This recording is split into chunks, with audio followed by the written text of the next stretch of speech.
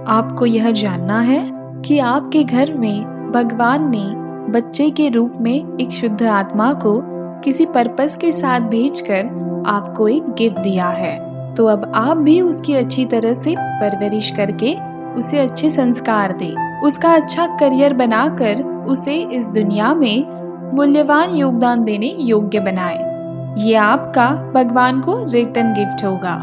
आपके बच्चे वैसे ही बनेंगे जैसे आप हैं, तो वैसे ही बने जैसा आप उन्हें देखना चाहते हैं। बच्चे किसी जरूरी काम से हटकर नहीं है, बल्कि उनसे जरूरी कोई काम नहीं है। बच्चों को खिलौनों से ज्यादा आपके वक्त की जरूरत होती है। बच्चों को सिखाएं कि कैसे सोचना है और क्यों सोचना है। Hello dear parents, welcome to ideal parenting session.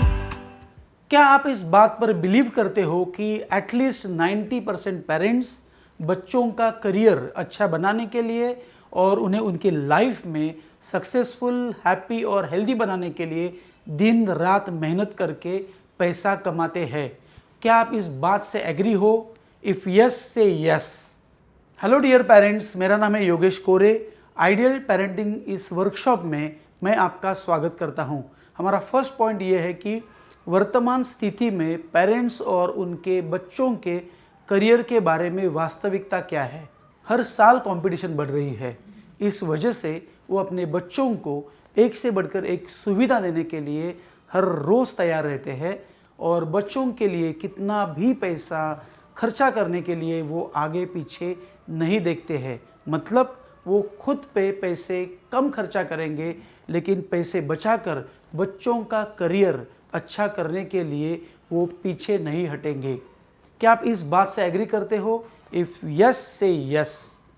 अब वो अपने बच्चों के लिए इतना करते हैं, फिर क्यों इस दुनिया के 95% बच्चे जब बड़े होते हैं तो वो एवरेज लाइफ जीते हैं और सिर्फ 5% बच्चे बड़े होने के बाद रिच होते हैं, सक्सेसफुल होते हैं, उनकी लाइफ में खुश रहते हैं और वो निरोगी मतलब हेल्दी लाइफ जीते हैं? जैसे पहले मैंने कहा था कि 90% पेरेंट्स बच्चों के लिए कितना कुछ करते हैं, तो 90% पेरेंट्स के बच्चे उनकी लाइफ में हैप्पी, सक्सेसफुल और हेल्दी होने चाहिए। फिर सवाल ये उठता है कि कमी कहाँ रह जाती है? क्यों 95% बच्चे बड़े होकर एवरेज लाइफ जीते हैं, वैसे ही क्यों 95% बच्चे बड़े होकर अपने लिए कभी भी बड़े गोल्स को सेट नहीं करते हैं, और अगर करते भी हैं तो क्यों 4 या 5 दिनों में या पहले कई हफ्तों में या पहले कई महीनों में उन बड़े गोल्स को गिव अप कर देते हैं?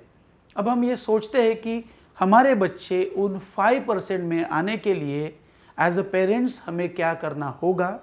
क्या हम हमारे बच्चों को ग्रेट यानी महान बना सकते हैं ताकि वो उनकी लाइफ में बड़े गोल्स को सेट करें, उन्हें पाने तक कोशिश करते रहे, फिर वो उनकी लाइफ में हैप्पी, हेल्दी और सक्सेसफुल बन जाए? यस, ऑफ कोर्स ये पॉसिबल है। तो अब हम देखते हैं second fact, when your children will become great. इसका मतलब ये है कि आपके बच्चे कब महान बनेंगे, इसके बारे में वास्तविकता क्या है। अब मेरे और एक सवाल को ध्यान से सुनो कि इस पृथ्वी पर पिछले 500 सालों में आज तक कितने ग्रेट लोग पैदा हुए हैं? 1 लाख, 2 लाख, 5 लाख या 10 लाख? तो मेरा ये जवाब है कि इस दुनिया में एक भी ग्रेट इंसान पैदा नहीं हुआ है। इस दुनिया में छोटे बच्चे ही पैदा हुए हैं जो जन्म से कभी भी ग्रेट नहीं थे, वो ग्रेट होने की प्रोसेस से गुजरे थे। मेरे और एक सवाल का जवाब दो, क्या लोग अपनी लाइफ में शरीर से ग्रेट होते हैं या अपने माइंड से वो ग्रेटनेस को अचीव करते हैं? ऑफ कोर्स आपका आंसर यही होगा कि ग्रेटनेस अचीव करने के लिए माइंड का ग्रेट होना ज़रूरी होता है, और माइंड को ग्रेट करने के लिए उसमें ग्रेट सॉफ्टवेयर को इंस्टॉल करना पड़ता है। तो सवाल ये उठता है कि ब्रेन का ग्रेट सॉफ्टवेयर कैसे बनता है? ब्रेन के ग्रेट सॉफ्टवेयर में आते हैं 2 भाग। फर्स्ट हमारे ग्रेट बिलीफ्स और सेकंड हमारे ग्रेट थॉट्स। बच्चे जन्म से उन्हें मतलब ग्रेट बिलीफ्स को और ग्रेट थॉट्स को नहीं लाते हैं, वो एक ब्लैंक स्लेट के ब्रेन को लाते हैं और फिर उसमें आइडियल पेरेंट्स, ग्रैंड पेरेंट्स, घर के बड़े लोग, teacher, coaches, relatives, neighbours etcetera etcetera, उनके जन्म से उनके 21वें साल तक ग्रेट बिलीफ्स और ग्रेट थॉट्स को वो इंस्टॉल करके उनकी लाइफ को ग्रेट बनाने के लिए मदद करते हैं। क्या ऐसा पहले किसी ने किया है? क्या ग्रेट फैमिलीज की पहली पीढ़ियों ने उनके बच्चों को भी ग्रेट बनाने के लिए कोई ऐसी एक प्रोसेस को फॉलो किया था जिसकी वजह से उनके बच्चे ग्रेट बन गए हैं? हमारा थर्ड पॉइंट यह है कि fact about children of successful families of India, Bharat के सफल परिवारों के बच्चों के बारे में वास्तविकता क्या है। सबसे बड़ा फैक्ट अब मैं आपसे शेयर करने वाला हूँ। क्या आपको लगता है कि अगर आप और मैं, अगर मुकेश अंबानी सर के घर में, टाटा फैमिली के घर में, या गोदरेज फैमिली के घर में, या बिरला फैमिली के घर में, या किर्लोस्कर फैमिली के घर में, इनके घर में जन्मे होते तो हमारी लाइफ, आज की लाइफ किस वजह से बेहतर होती? इस वीडियो को हम यहाँ पर सिर्फ 2 मिनट के लिए पॉज करके हम सोचते हैं और लिखते हैं कि किन कारणों की वजह से हमारी आज की लाइफ बेहतर होती थी।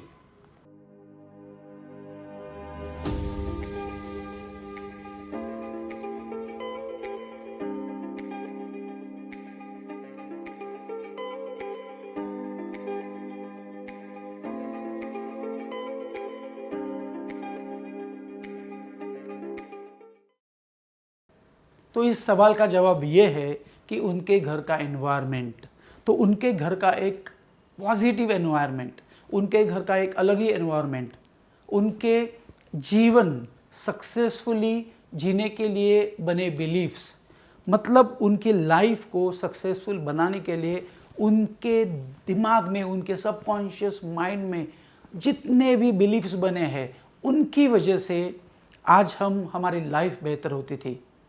उनकी बड़ी सोच, उनके बड़े विचारों से निर्माण होने वाले हर रोज़ के कम्युनिकेशन, उनकी हर रोज़ काम करने की, उनकी लाइफ जीने की आदतें, उनका बिहेवियर मतलब उनका वर्तन, उनका किसी भी चीज़ को देखने का नज़रिया, फिर उनके करियर के लिए उनका स्कूल, उनके प्राइवेट ट्यूटर्स, उनकी ई लर्निंग से पढ़ने की आदतें, उनका कॉलेज, उनका पोस्ट ग्रेजुएशन, उन्हें मिले हुए अलग अलग पर्सनालिटी डेवलपमेंट के कोर्सेस, उनके जन्म से उनकी करियर तक बनी उनकी 100% प्लान लाइफ।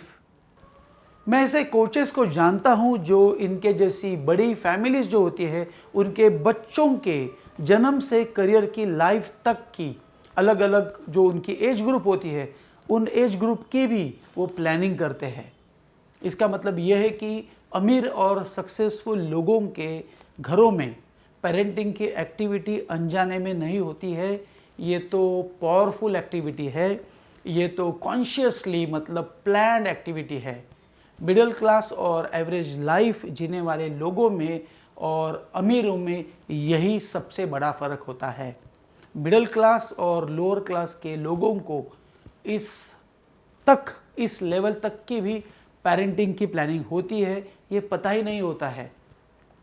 डेवलप्ड कंट्रीज़ जैसे कि अमेरिका, कनाडा और यूरोपियन कंट्रीज़ में मिनिमम 95% पेरेंट्स पेरेंटिंग के कोर्सेज़ को पूरा करते हैं, और इंडिया जैसे डेवलपिंग कंट्रीज़ में या अंडर डेवलप्ड कंट्रीज़ में पेरेंटिंग के कोर्सेज़ भी होते हैं, ये 95% लोगों को मालूम ही नहीं होता है।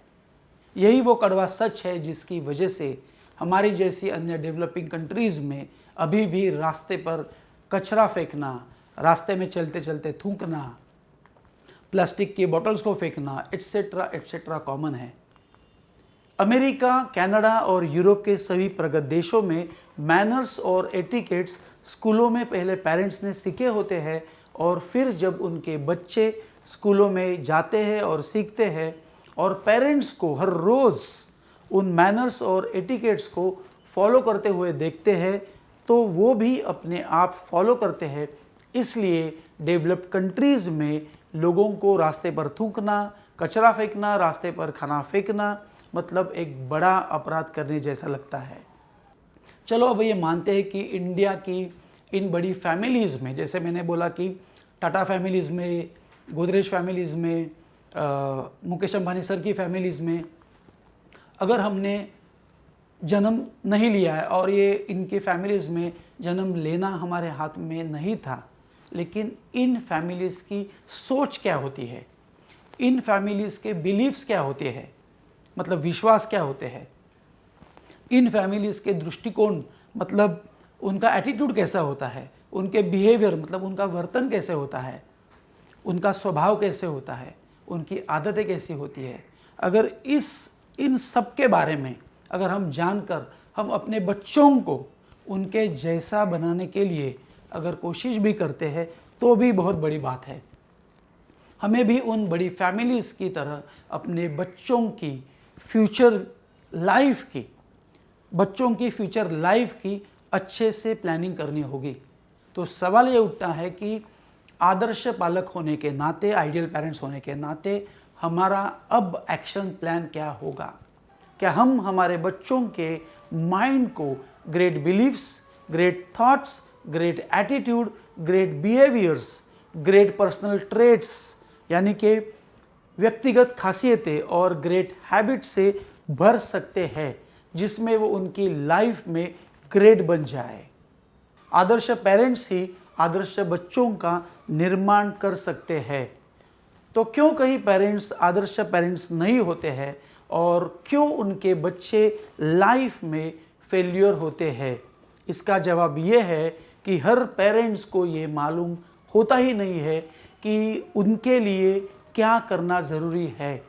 बहुत से पेरेंट्स बहुत से प्रॉब्लम्स में आज भी फंसे हुए हैं। अब हम देखते हैं point number 4, that is problems. Adarsh parents होने के नाते हमारे पेरेंट्स के रोल को हमें कभी भी गिव अप नहीं करना है, लेकिन आदर्श पेरेंट्स बनने के लिए आजकल पेरेंट्स कई प्रॉब्लम्स को फेस कर रहे हैं। और मैनेजमेंट में एक कंसेप्ट ये है कि अगर आपको सॉल्यूशन चाहिए तो पहले आपको एग्जैक्ट प्रॉब्लम क्या है और एग्जैक्टली प्रॉब्लम कौन कौन से है, इन सब का आपको पता होना चाहिए। अब हम देखते हैं कि आजकल के जो पेरेंट्स होते हैं वो किन प्रॉब्लम्स को फेस कर रहे हैं। आजकल के पेरेंट्स के जो प्रॉब्लम है वो 100 साल पहले नहीं थे, तो पहले हम उन प्रॉब्लम्स को हमें सॉल्व करना होगा। तो आइए अब पहले देखते हैं कि ये प्रॉब्लम्स एग्जैक्टली क्या है। फर्स्ट प्रॉब्लम, बच्चे पेरेंट्स की सुनते नहीं है। बहुत से पेरेंट्स ऐसा कहते हैं कि बच्चे पेरेंट्स की सुनते नहीं है।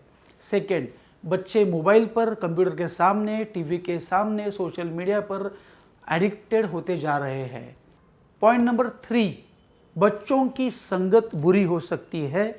इसका पेरेंट्स को हमेशा डर लगा रहता है क्योंकि बुरी संगत से बच्चों पर गलत संस्कार हो सकते हैं और उनकी सोच निगेटिव या एवरेज लाइफ जीने की भी हो सकती है।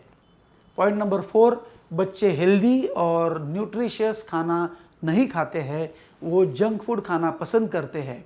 पॉइंट नंबर 5, बच्चों को हर रोज़ के एक्सरसाइज की आदत कैसे लगाएं। पॉइंट नंबर 6, बच्चे खुद से पढ़ाई करने के लिए नहीं बैठते हैं, मतलब उनके पीछे पढ़ना पड़ता है। 7th, हमारे बच्चों ने भविष्य में सक्सेसफुल होने के लिए हमारे बच्चों के बिलीव्स मतलब उनके विश्वास कैसे बनाए, उनकी थिंकिंग मतलब उनकी सोच कैसे बनाए, उनका एटीट्यूड मतलब उनका दृष्टिकोण कैसे बनाए, उनके पर्सनल ट्रेट्स मतलब उनका स्वभाव या व्यक्तिगत खासियतें तो वो कैसे बनाए, उनके पर्सनल ट्रेट्स कैसे बनाए, उनका बिहेवियर मतलब उनका वर्तन कैसे बनाए, और हैबिट्स मतलब उनकी आदतें, उनकी अच्छी आदतें कैसे बनाए या अच्छी आदतें उनमें कैसे डेवलप करें। तो पेरेंट्स को ये मालूम ही नहीं है। पॉइंट नंबर 8, बच्चों से अच्छा रिश्ता कैसे बनाएं जिससे बच्चों के और पेरेंट्स के बीच में एक बेस्ट कम्युनिकेशन हो, वो पूरी लाइफ के लिए हो। सो पूरी लाइफ के लिए एक बेस्ट कम्युनिकेशन कैसे बनाएं और बच्चे उसके बाद अपने मम्मी पापा या ग्रैंड पेरेंट्स का या सब बड़ों का रिस्पेक्ट कैसे करें। पॉइंट नंबर 9, बच्चों को वैल्यूज़ मतलब मूल्य, मैनर्स, एटिकेट्स, नैतिकता ये कैसे सिखाएं, ये पेरेंट्स को मालूम ही नहीं है। पॉइंट नंबर 10, बच्चों की ओवरऑल पर्सनैलिटी को कैसे डेवलप करें।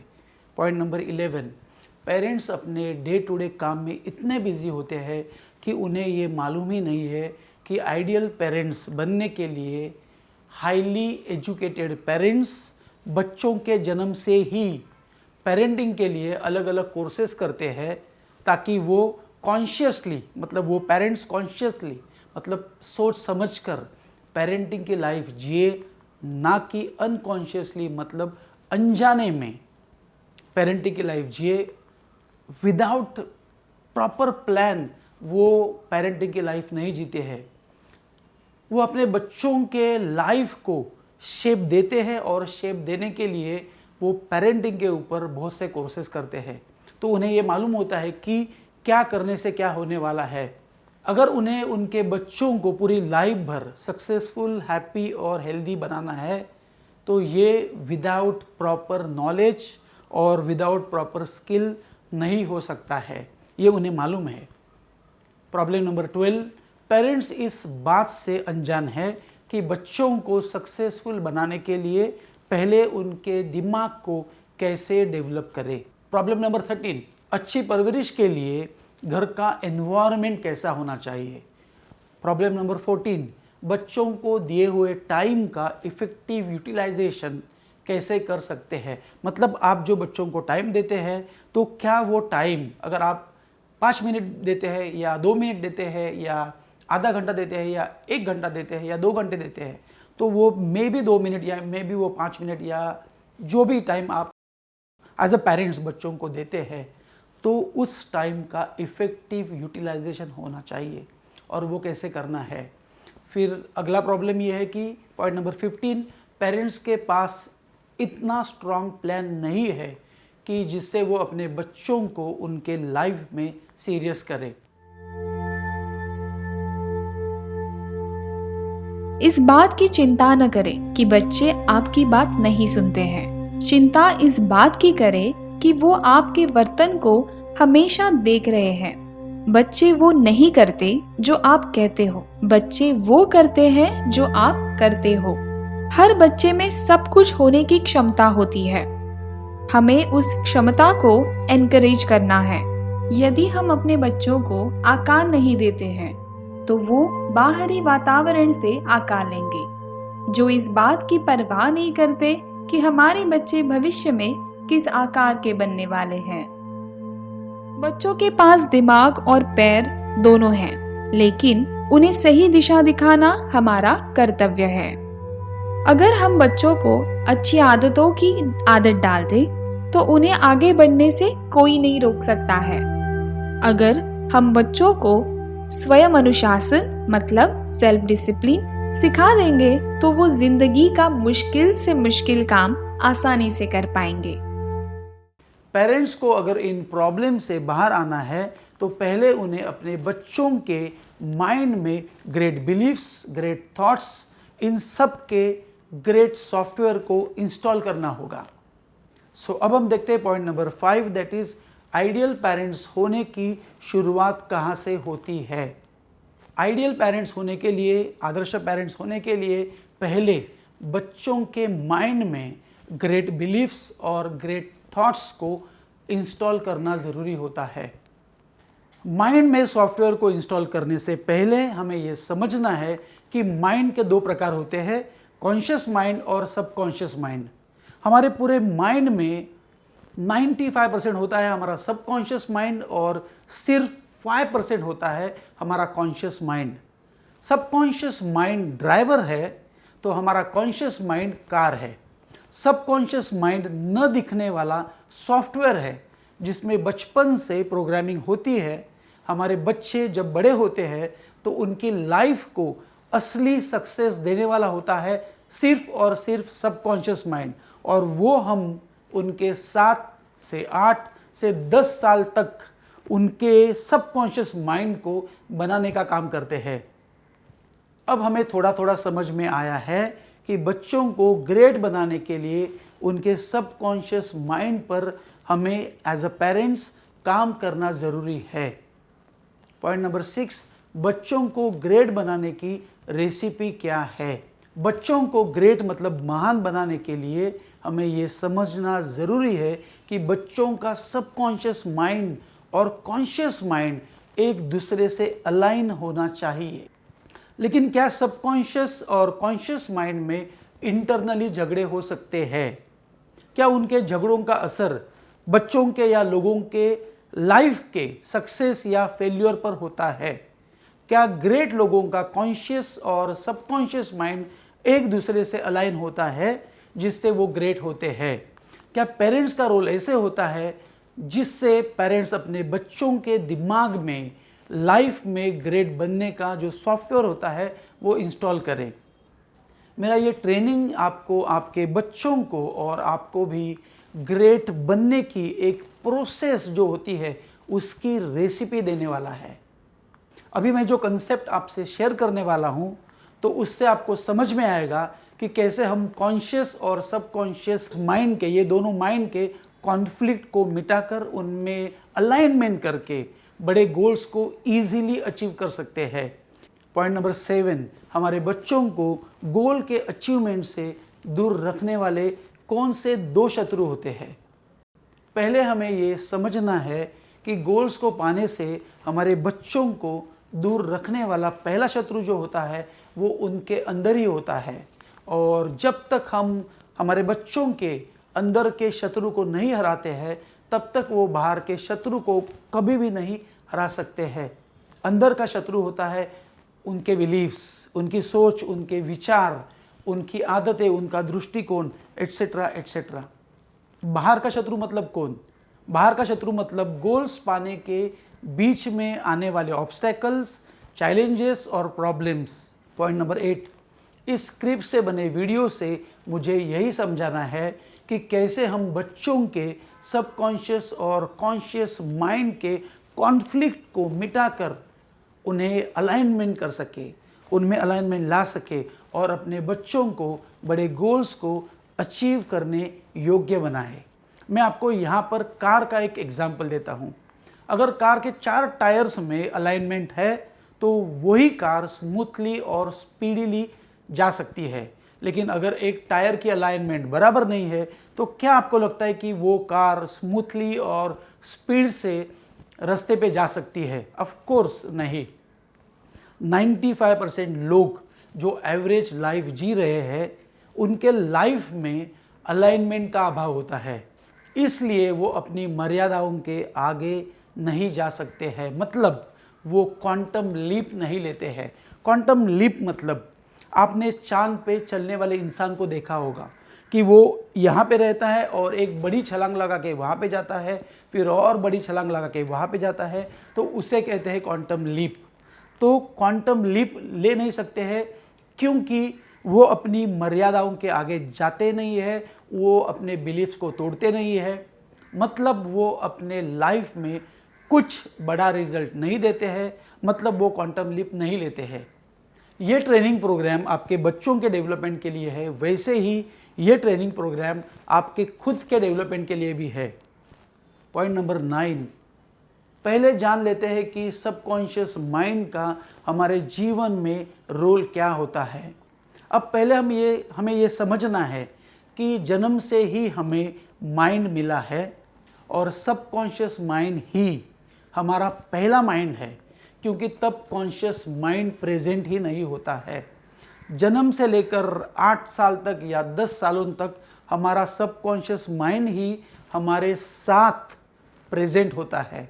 हमारी लाइफ को 95% कंट्रोल करने का काम सबकॉन्शियस माइंड करता है, जो कंट्रोल करता है कि आप कैसे हो, आपके बिलीव्स क्या है, आपका बिहेवियर क्या है, आपकी हर रोज़ की एक्शंस क्या होगी, आपके डीप थॉट्स क्या है, आपकी सोच कैसी है, आपकी पर्सनालिटी कैसी है। पर्सनालिटी मतलब आप रियलिटी में कैसे हो, आप कौन हो, आप कैसे हो, आपकी आइडेंटिटी क्या है, आपकी व्यक्तिगत खासियतें क्या है, मतलब आपके पर्सनल ट्रेड्स क्या है, आपके स्वभाव के वैशिष्ट क्या है, और इन सब का मिश्रण है कि आप कैसे हो। हमारा सक्सेस या फेल्यूर या हमारे सबकॉन्शियस माइंड में बचपन से बने हुए प्रोग्रामिंग की वजह से है।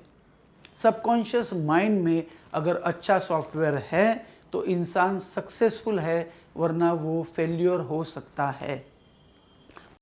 Point number 10, state of theta क्या है और बच्चों के सबकॉन्शियस माइंड में प्रोग्राम इंस्टॉल करने का असली समय कौन सा होता है। जन्म से लेकर 7, 8 या 10 सालों तक हमारा सबकॉन्शियस माइंड ही बहुत ही ज़्यादा रिसेप्टिव मोड में होता है। वो रिसीव करते रहता है, वो सभी चीज़ों को समझने की दिन रात कोशिश करता है। वो सिर्फ इस दुनिया में सर्वाइवल के लिए काम करता है। वो जानने की कोशिश करता है कि कैसे ये दुनिया काम करती है। माइंड की इस स्टेट को कहते हैं स्टेट ऑफ थीटा, जो हिप्नोसिस की स्टेट होती है। जो कोई भी बच्चा पहले 7 से 8 या 10 सालों तक माइंड के इस थीटा स्टेट में ही होता है, और इस स्टेट में वो 100% प्रोग्रामेबल है। इसका मतलब ये है कि इस स्टेट में हम उनके ब्रेन का प्रोग्राम हम चाहे जैसा बना सकते हैं। हम उनके माइंड को 100% सजेशंस दे सकते हैं और उनके माइंड को डायरेक्शन भी दे सकते हैं। हिप्नोटिज्म में लोगों के सबकॉन्शियस माइंड को थीटा स्टेट में लेके जाते हैं, उन्हें सजेशंस दे के उनके माइंड को डायरेक्शंस देते हैं, उनके पुराने गलत बिलीफ्स को तोड़कर नए बिलीफ्स को इंस्टॉल करते हैं। वैसे ही बच्चे तो उस ही स्टेज में ऑलरेडी होते हैं, थीटा स्टेज में ऑलरेडी होते हैं, तो हम उनमें जो चाहे प्रोग्रामिंग ईजीली इंस्टॉल कर सकते हैं। इस एज में हम उनके गोल्स को स्ट्रॉन्ग डिज़ायर में कन्वर्ट कर सकते हैं। तो उनके जो गोल्स होते हैं उन्हें हम स्ट्रॉन्ग डिज़ायर में कन्वर्ट कर सकते हैं। अगर किसी बच्चे का गोल है कि उसे पायलट बनना है, उसे एरोनॉटिकल इंजीनियर बनना है, उसे नासा में साइंटिस्ट होना है, या उसे बड़ा बिजनेसमैन होना है, तो ये उसका गोल है। और फिर हम उसी गोल को स्ट्रॉन्ग डिज़ायर में कन्वर्ट कर सकते हैं, उसके सबकॉन्शियस माइंड में प्रोग्रामिंग करके। बच्चे का सबसे बड़ा ड्राइवर होता है उसकी क्यूरियोसिटी, क्योंकि उसका सबकॉन्शियस माइंड एक बड़े मिशन पर होता है। उसका सबकॉन्शियस माइंड क्या होता है? एक बड़े मिशन पे होता है। क्या? क्योंकि वो क्यूरियस होता है। वो क्यूरियस कैसे होता है? वो क्यूरियस होता है कि ये दुनिया कैसे चलती है, क्या करने से क्या होता है, बटन दबाने से फैन चलता है, बटन दबाने से उजाला होता है, और फिर उसी बटन को उल्टा दबाने से अंधेरा होता है। तो ये सब होती है क्यूरियोसिटी। हर बच्चा बहुत ही क्यूरियस होता है। पॉइंट नंबर 11, बच्चों के सबकॉन्शियस माइंड के प्रोग्रामिंग की शुरुआत कहाँ से होती है? हर रोज़ बच्चे के माइंड में उसके 5 सेंसेस से बहुत सारी इंफॉर्मेशन आती है, और फिर वो उसे अपनी तरह से समझकर अपना कंक्लूजन बनाता है। सो बच्चे के 5 सेंसेस से इंफॉर्मेशन आती है, और वो अपनी तरह से समझ के उससे अपना कंक्लूजन निकालता है। फिर उसमें मिले हुए एक्सपीरियंस से वो अच्छा एक्सपीरियंस था या बुरा एक्सपीरियंस था, तो इस उम्र में वो सिर्फ और सिर्फ यही समझता है। उसके लिए किसी भी सिचुएशन में सिर्फ अच्छा या बुरा यही एक्सपीरियंस होता है, जिसे वो सिर्फ पेन या प्लेजर के रूप में फील करता है। उसके लिए आने वाली हर सिचुएशन सिर्फ 2 तरह की होती है, एक पेनफुल सिचुएशन और दूसरी प्लेजरेबल सिचुएशन। पॉइंट नंबर 12, उसके सबकॉन्शियस माइंड में जितना भी इनपुट आता है वो सिर्फ 2 ही रूप में आता है, एक है पेन और दूसरा होता है प्लेजर। अब मैं आपको कुछ एग्जाम्पल्स देता हूँ और उससे बनते हैं उसके कंक्लूजन्स और उससे बनते हैं उसके बिलीव्स। मैं आपको कुछ एग्जाम्पल देता हूँ। फॉर एग्जाम्पल नंबर 1, बच्चा जब आग को हाथ लगाता है तो उसका हाथ जल जाता है, तो वो उसके लिए हो गई पेनफुल सिचुएशन, और उसके दिमाग में इनपुट आ गया या उसके सबकॉन्शियस माइंड में इनपुट आ गया, आग मतलब पेनफुल, आग मतलब पेनफुल चीज़, उसकी फिजिकल बॉडी को मिला था पेन। अब उसके माइंड में और उसकी बॉडी में स्ट्रॉन्ग कोऑर्डिनेशन हुआ कि जब भी आग दिखेगी उसकी बॉडी को इमीडिएटली पीछे उसका सबकॉन्शियस माइंड लेने वाला है। एग्जाम्पल नंबर 2, उसने सुना कि सांप ने एक इंसान को काटा और वो मर गया, तो उसके सबकॉन्शियस माइंड ने सांप मतलब पेनफुल चीज़ ऐसे इनपुट कर लिया, और जब भी वो सांप को देखेगा तो वो डरेगा, तो वो हो गई उसके लिए पेनफुल चीज़, वो हो गया उसके लिए पेनफुल इवेंट। एग्जाम्पल नंबर 3, जब वो 2 साल का था तब एक छोटे से कुत्ते के बच्चे से वो खेल रहा था और उसको बहुत ही बड़ा मज़ा आया था, तो उसके सबकॉन्शियस माइंड में इनपुट हो गया, एक्सपीरियंस का इनपुट हो गया कि कुत्ते का बच्चा पपी मतलब प्लेजरेबल चीज़। तो इससे बच्चों के सबकॉन्शियस माइंड में पेन और प्लेजर के रूप में बिलीफ्स बनने शुरू होते हैं। अब सवाल ये आता है कि बच्चों के सबकॉन्शियस माइंड में बिलीफ्स कहाँ से आते हैं और वहाँ पर कैसे बस जाते हैं। पॉइंट नंबर 13, बच्चे अपने बिलीफ्स कैसे बनाते हैं। पहले 7, 8 या 10 साल तक बच्चे सभी सिचुएशन या सभी इंफॉर्मेशन को सिर्फ पेन और प्लेजर के रूप में सबकॉन्शियस माइंड में स्टोर करते हैं। अब कई इंफॉर्मेशन उसे मिलती है घर के लोगों के डिस्कशन से, घर के लोगों के कम्युनिकेशन से, for example mummy papa, grand parents, uncle aunty, इनके एक्सपीरियंसेस। पॉइंट नंबर 14, आइए बच्चों के बिलीफ्स क्या और कैसे बनते हैं, इसके 5 उदाहरण हम देखते हैं। जैसे कभी कभी ग्रैंड पेरेंट्स अपने पास्ट के एक्सपीरियंस से घर में बातें करते हैं या कहते हैं कि मैंने 4 बार बिजनेस करने की कोशिश की, लेकिन मुझे हमेशा लोगों ने फंसाया है, और कभी भी नए लोगों पर इमीडिएटली विश्वास नहीं करना चाहिए, क्योंकि ये दुनिया बदमाशों से ही भरी है। अब ये बार बार सुनने से इस बच्चे की बिलीफ ये हो गई कि लोगों पर विश्वास नहीं करना चाहिए, ये दुनिया एक डरावनी जगह है। तो उससे इस दुनिया को एसोसिएट किया, उसके सबकॉन्शियस माइंड ने इस दुनिया को एसोसिएट किया कि दुनिया मतलब पेन, दुनिया मतलब डरावनी जगह। और एक एग्जांपल देता हूँ, एक ग्रैंड पेरेंट्स ने अपने पुराने एक्सपीरियंस से बच्चे से कहा या घर में कहा या उनके दोस्तों से कहा, वहाँ पर वो बच्चा सुन रहा था, तो वो कह रहे थे, उन्होंने बहुत बार कहा था कि मैंने जो भी पैसा कमाया है वो तो सिर्फ और सिर्फ मैंने ट्रेनिंग से सीखकर ही अपने बिजनेस में अप्लाई करके पैसा कमाया है। तो उनका ये कहना था कि मैंने बिजनेस जो भी बढ़ाया है वो ट्रेनिंग की वजह से बढ़ा है।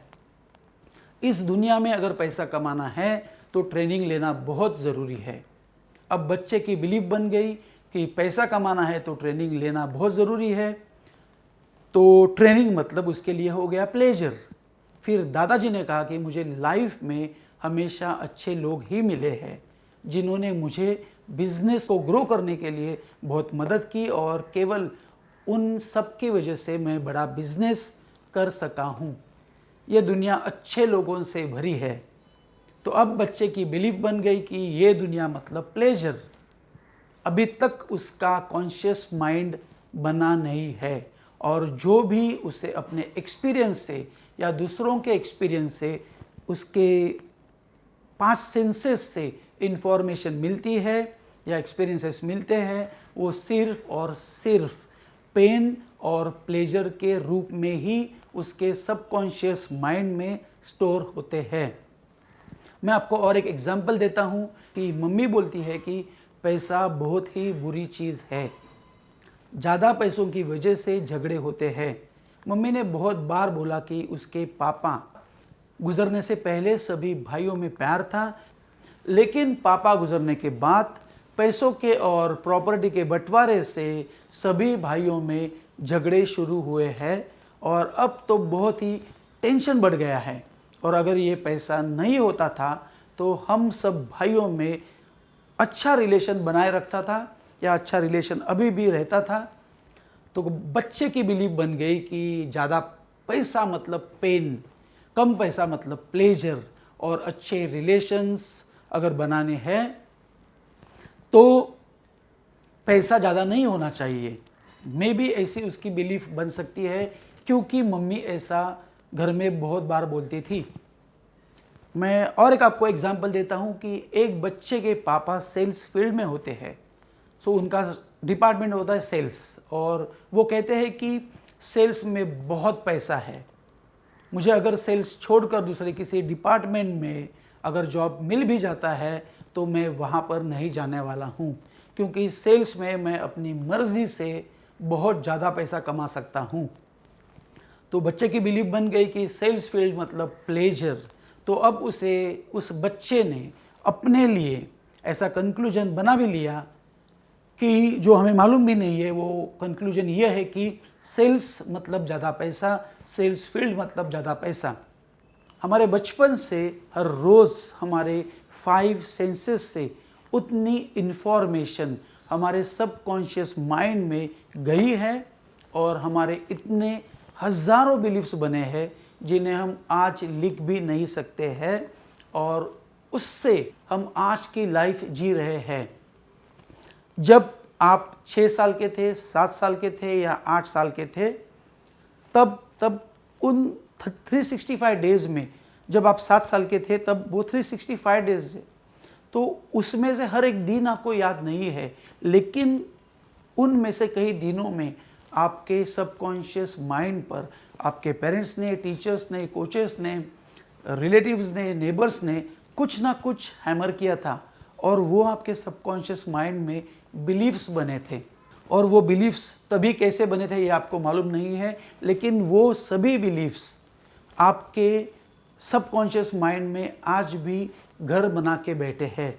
तो इसका मतलब ये है कि आप 7, 8 या 10 साल के थे तभी हर साल में और उन दिनों में, उन 365 डेज़ में आपके सबकॉन्शियस माइंड पर लोगों ने उनके एक्सपीरियंस की इन्फॉर्मेशन की आपके सबकॉन्शियस माइंड पर हैमर किया था, और उससे आपके दिमाग में हज़ारों बिलीफ्स बने हैं। और जिस बिलीफ्स की वजह से आपकी आज की लाइफ जो आप जी रहे हो, तो वो आपकी लाइफ है। और वो बिलीफ्स अगर आप लेके चलोगे, अगर उन्होंने जो बिलीफ्स आपके सबकॉन्शियस माइंड में डाले थे, अगर वो एम्पावरिंग बिलीफ नहीं है, अगर वो लिमिटिंग बिलीफ्स है, तो आपकी लाइफ में एम्पावरमेंट नहीं मिलेगी, आपकी लाइफ में लिमिटिंग बिलीफ्स हो जाएंगे, नेगेटिव बिलीफ्स बढ़ने की संभावना बहुत ज़्यादा है। सो पॉइंट नंबर 15, 8 या 10 साल के बच्चों के कितने बिलीफ्स बनते हैं।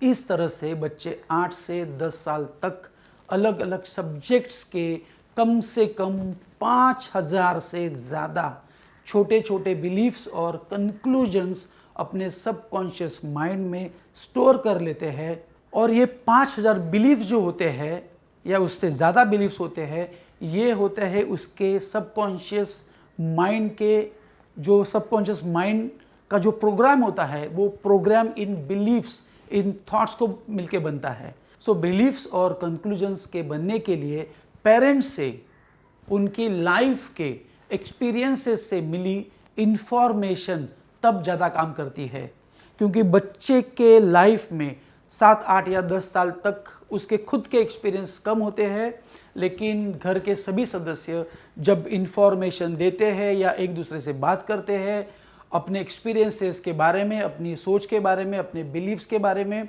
वो घर में डिस्कशन करते रहते हैं या एक दूसरे से बोलते रहते हैं, तब बच्चे वो सुनते रहते हैं, और वो सुनने से उनके कान से इंफॉर्मेशन जाती है, और बार बार हैमर होने के बाद, रिपीट होने के बाद वो उनके सबकॉन्शियस माइंड में एक स्ट्रॉन्ग नॉट बन जाती है, और वो बनते हैं अपने बच्चों के beliefs.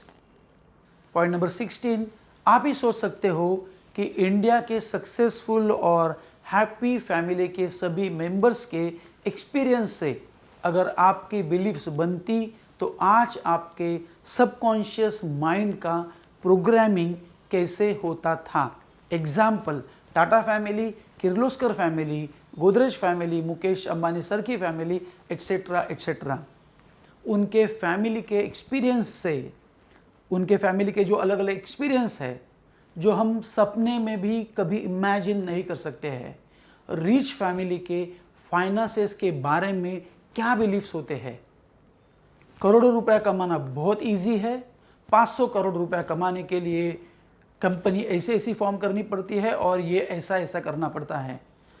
Point number 17, poor family के फाइनेंसेस के बारे में क्या बिलीफ्स होते हैं। करोड़ों रुपया कमाना इतना इजी नहीं है क्योंकि उन्हें कैसे कमाया जाए इसका उन्हें नॉलेज और एक्सपीरियंस होता ही नहीं है। पॉइंट नंबर 18, बिलीफ्स के मुख्यतः 2 प्रकार कौन से होते हैं। ये सभी बच्चों के सबकॉन्शियस माइंड में पॉजिटिव या निगेटिव कैटेगरी में जाता है। मतलब पेन और प्लेजर, मतलब लिमिटिंग बिलीफ्स या एम्पावरिंग बिलीफ्स। निगेटिव बिलीफ्स और पॉजिटिव बिलीफ्स।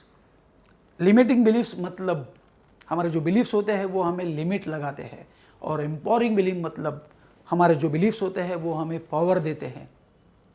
बच्चों की बिलीफ ऐसे बन सकती है कि पैसा कमाना पेन है या पैसा कमाना प्लेजर है, क्योंकि हमारे डिस्कशन से उनके कान से उनके सबकॉन्शियस माइंड में इंफॉर्मेशन जाते रहती है, रिपीट होते रहती है, फिर उनके पैसे के बारे में बिलीफ्स बन सकते हैं। मैंने हमेशा मेरे बच्चों को बचपन से ही यही सिखाया है कि करोड़ों रुपए कमाना बहुत ही इजी है और उसके लिए तुम्हें ये करना होगा। पॉइंट नंबर 19, कॉन्शियस माइंड और सबकॉन्शियस माइंड में क्या फ़र्क होता है।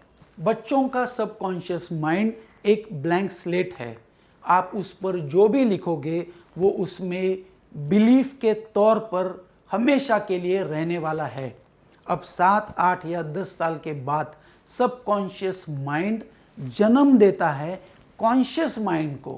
सबकॉन्शियस माइंड पेन और प्लेजर के इमोशन से बना होता है, मतलब उसमें इमोशंस होते हैं, उसमें रिपीटेशन होता है। और कॉन्शियस माइंड ये थॉट का मतलब सोचने वाला माइंड होता है। हम बड़े होकर जो भी सोचते हैं और जिस तरह से सोचते हैं वो सोचने का पैटर्न जो बना है वो सबकॉन्शियस माइंड का फल है। बच्चे जब बड़े होते हैं तो अगर उन्हें कोई कुछ कहता है तो वो सोचते हैं, और सोचने वाला माइंड होता है कॉन्शियस माइंड। सबकॉन्शियस माइंड में बने हुए बिलीफ से हमारा कॉन्शियस माइंड बाद में सोचता है और एक्शंस भी लेता है। पॉइंट नंबर 20, बच्चों की क्यूरियोसिटी, सवाल पूछने से और उनके बिलीफ्स बनने का रिश्ता क्या है। 7, 8 या 10 साल के बाद बच्चे ज़्यादा क्वेश्चन पूछना शुरू करते हैं क्योंकि उन्हें बहुत सी बातें जाननी होती है जिसमें उन्हें डायरेक्टली या इनडायरेक्टली हम बिलीव्स बनाते हैं। बच्चों को ज़्यादा सवाल पूछने दे और उनके सही जवाब दो, या कॉन्फिडेंस बिल्ड करने वाले जवाब दो या आंसर दो। सो आपके आंसर्स ऐसे होने चाहिए कि आपके आंसर से उनमें कॉन्फिडेंस बिल्ड होना ज़रूरी है, क्योंकि बच्चे आपको सवाल पूछेंगे, आप जवाब दोगे, तो वो जवाब अगर निगेटिव है तो उनकी निगेटिव बिलीव्स बन सकती है। अगर वो जवाब उनके लिए पॉजिटिव है या उनके लाइफ के लिए कॉन्फिडेंस बिल्ड करने वाले हैं तो उनके पॉजिटिव बिलीव्स बनेंगे, जिसकी वजह से वो डेफिनेटली लाइफ में सक्सेसफुल होने वाले हैं। अगर आपने अपनी लाइफ में बड़ी अचीवमेंट्स नहीं की है तो आपके आंसर से उन्हें गलत बिलीफ्स मिल सकते हैं या उनके सबकॉन्शियस माइंड में गलत बिलीफ्स बन सकते हैं जो उन्हें भविष्य में बड़ी एक्शंस लेने नहीं देंगे। इसलिए आप अगर उनके सवाल का जवाब नहीं दे सकते हो तो आप उन्हें सक्सेसफुल लोगों के पास लेके जाओ और वो उन्हें जवाब देंगे, जिसकी वजह से वो अपने माइंड में, अपने सबकॉन्शियस माइंड में अच्छी अच्छी बिलीव्स बना सकते हैं, क्योंकि सवालों के जवाब से ही उनके बिलीव्स बनने वाले हैं, जो उनकी पूरी लाइफ में उन्हें गोल सेट करने के लिए और हर रोज़ एक्शंस लेने के लिए, गोल सेट करने के लिए और हर रोज़ एक्शन लेने के लिए, अपनी हैबिट फॉर्म करने के लिए मदद करने वाले हैं। बच्चों के मन में जो भी सवाल आते हैं वो इस दुनिया की रियलिटी के बारे में जानने के लिए होते हैं। प्लीज़ उन्हें दबाएं नहीं, उन्हें सवाल पूछने दें। पॉइंट नंबर 21, बच्चों के कॉन्शियस माइंड को कौन गाइड करता रहता है? बच्चों के कॉन्शियस माइंड में जो भी विचार आते हैं तो वो गाइड करने वाला होता है उनका सबकॉन्शियस माइंड। अब बच्चे बड़े होते हैं, 10वीं 12वीं ग्रेजुएशन 21 या 22 साल के हो जाते हैं, और साइंस कहता है कि बच्चों के इस उम्र तक उनकी बिलीफ्स एकदम स्ट्रॉन्ग हो गई होती है, हार्ड वायर्ड, और उनका माइंड एक परफेक्ट प्रोग्रामिंग बन जाता है। मे बी वो अच्छा हो सकता है, मे बी वो गलत हो सकता है। वो पेरेंट्स की सोच से, फ्रेंड्स, रिलेटिव्स, इन सभी के एक्सपीरियंस से बड़े पैमाने पर सक्सेसफुल होने का या एवरेज लाइफ जीने का उनके उस तरह का माइंड प्रोग्रामिंग बन जाता है। मतलब पापा के, मम्मी के एक्सपीरियंस से, फैमिली के एक्सपीरियंस से, रिलेटिव्स के एक्सपीरियंस से, लोगों के कहने से उनके माइंड का एक प्रोग्राम बन जाता है। तो क्या हम उनके निगेटिव बिलीफ्स को हराकर उनमें पॉजिटिव और एम्पावरिंग बिलीफ्स को इंस्टॉल कर सकते हैं? तो इसका आंसर है हाँ। आप यहाँ पे डरो मत, ये तो ओल्ड बिलीफ्स है, लेकिन उसमें थोड़ा सच भी है। लेकिन अब मॉडर्न साइंस कहता है कि उन बिलीफ्स को न्यूरोप्लास्टिसिटी से या ब्रेन प्लास्टिसिटी से, ब्रेन प्रोग्रामिंग से चेंज किया जा सकता है और नया प्रोग्रामिंग उनमें इंस्टॉल किया जा सकता है। वैसे ही आप हमारे द कॉर्पोरेट कोच इस ऐप पर जाकर प्लान लाइफ की 13 कैटेगरीज को देखो, जिसमें सक्सेसफुल लोगों के सैकड़ों बिलीव्स दिए हैं, जो आप खुद के और आपके बच्चों के सबकॉन्शियस माइंड के प्रोग्राम में या प्रोग्रामिंग करते समय उसमें इंस्टॉल कर सकते हो। पॉइंट नंबर 22, अब हम एक एग्जाम्पल देखते हैं जिसमें आपको ये समझ में आएगा कि क्यों कई बच्चे बड़े होकर बड़े बड़े गोल्स अचीव नहीं करते हैं। 23 साल का एक लड़का एक पर्सनालिटी डेवलपमेंट कोर्स में जाता है और वहाँ पर मोटिवेटेड होकर 1 साल में 1 करोड़ रुपया कमाना है, ये गोल लेता है। गोल सेटिंग की जो प्रोसेस होती है उस कोर्स में वो हाफ प्रोसेस है। तब उसे एक्शन प्लान भी लिखना होता है और हर रोज़ एक्शन लेने के लिए उसे नई हैबिट्स को खुद से फॉलो करना ज़रूरी होता है। Goal setting, writing action plan और उसके लिए इम्पॉर्टेंट हैबिट्स, ये एक हाफ प्रोसेस है, क्योंकि गोल सेट किया है, फिर प्रोसेस भी लिखी है, और फिर उसके लिए प्रोसेस मतलब एक्शन प्लान, और उसके लिए कौन कौन सी हैबिट्स चाहिए वो भी लिखा है। गोल को अचीव करते समय कई स्पेसिफिक एक्शंस को कंफर्म लेना ही पड़ता है। मतलब आपको ये गोल अचीव करना है तो आपको ये इन एक्शंस को लेना ही होगा, ज़रूरी है। Without this specific actions goal cannot be achieved. मैं यहाँ पर और एक एग्जाम्पल देता हूँ। बच्चे लिखते हैं मुझे स्कूल टॉपर बनना है, बच्चे लिखते हैं बड़े होकर मुझे 1 साल में 1 करोड़ रुपए कमाना है, तो ये हो गया गोल।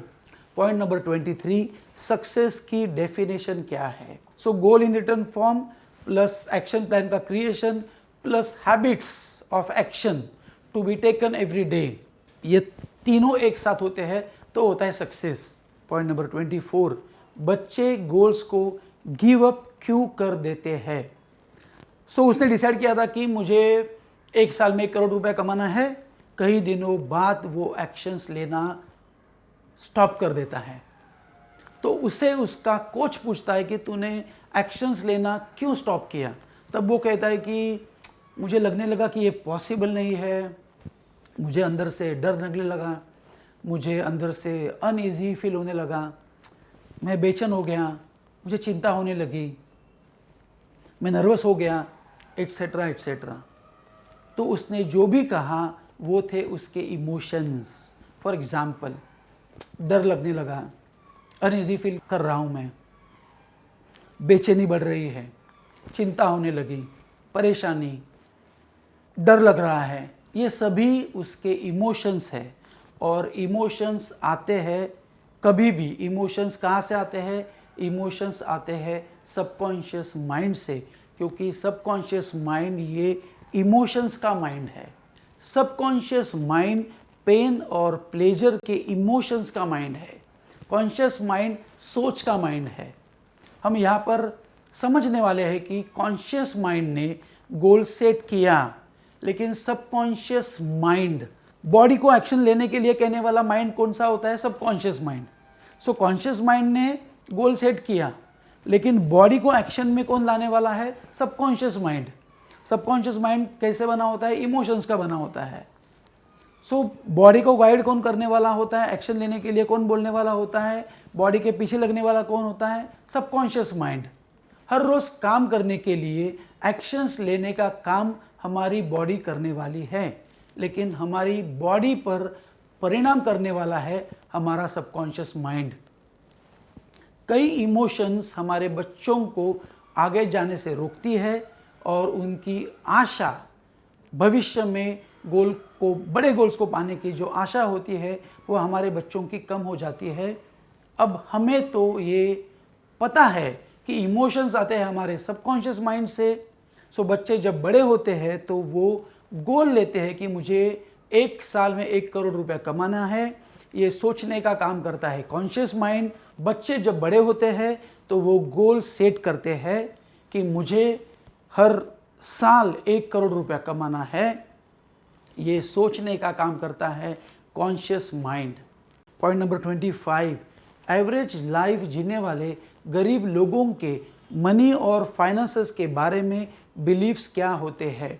अब सबकॉन्शियस माइंड के अलग अलग कंपार्टमेंट होते हैं और उसमें कंपार्टमेंट होता है मनी और फाइनेंस का कंपार्टमेंट, और उसमें उसके कुछ नेगेटिव बिलीव्स बचपन में इंस्टॉल हुए होते हैं। फॉर एग्जाम्पल, एक एवरेज इंसान को करोड़ों रुपया कमाना डिफ़िकल्ट है। सेकंड, करोड़ों रुपया कमाने के लिए बहुत हार्डवर्क करना पड़ता है। थर्ड, करोड़ों रुपया कमाने के लिए इंसान नेचुरली टैलेंटेड होना ज़रूरी होता है, और मैं वैसा नहीं हूँ, मेरे पास वो नॉलेज है ही नहीं। फोर्थ, करोड़ों रुपया कमाने के लिए आई थिंक पैसा नसीब में होना ज़रूरी है।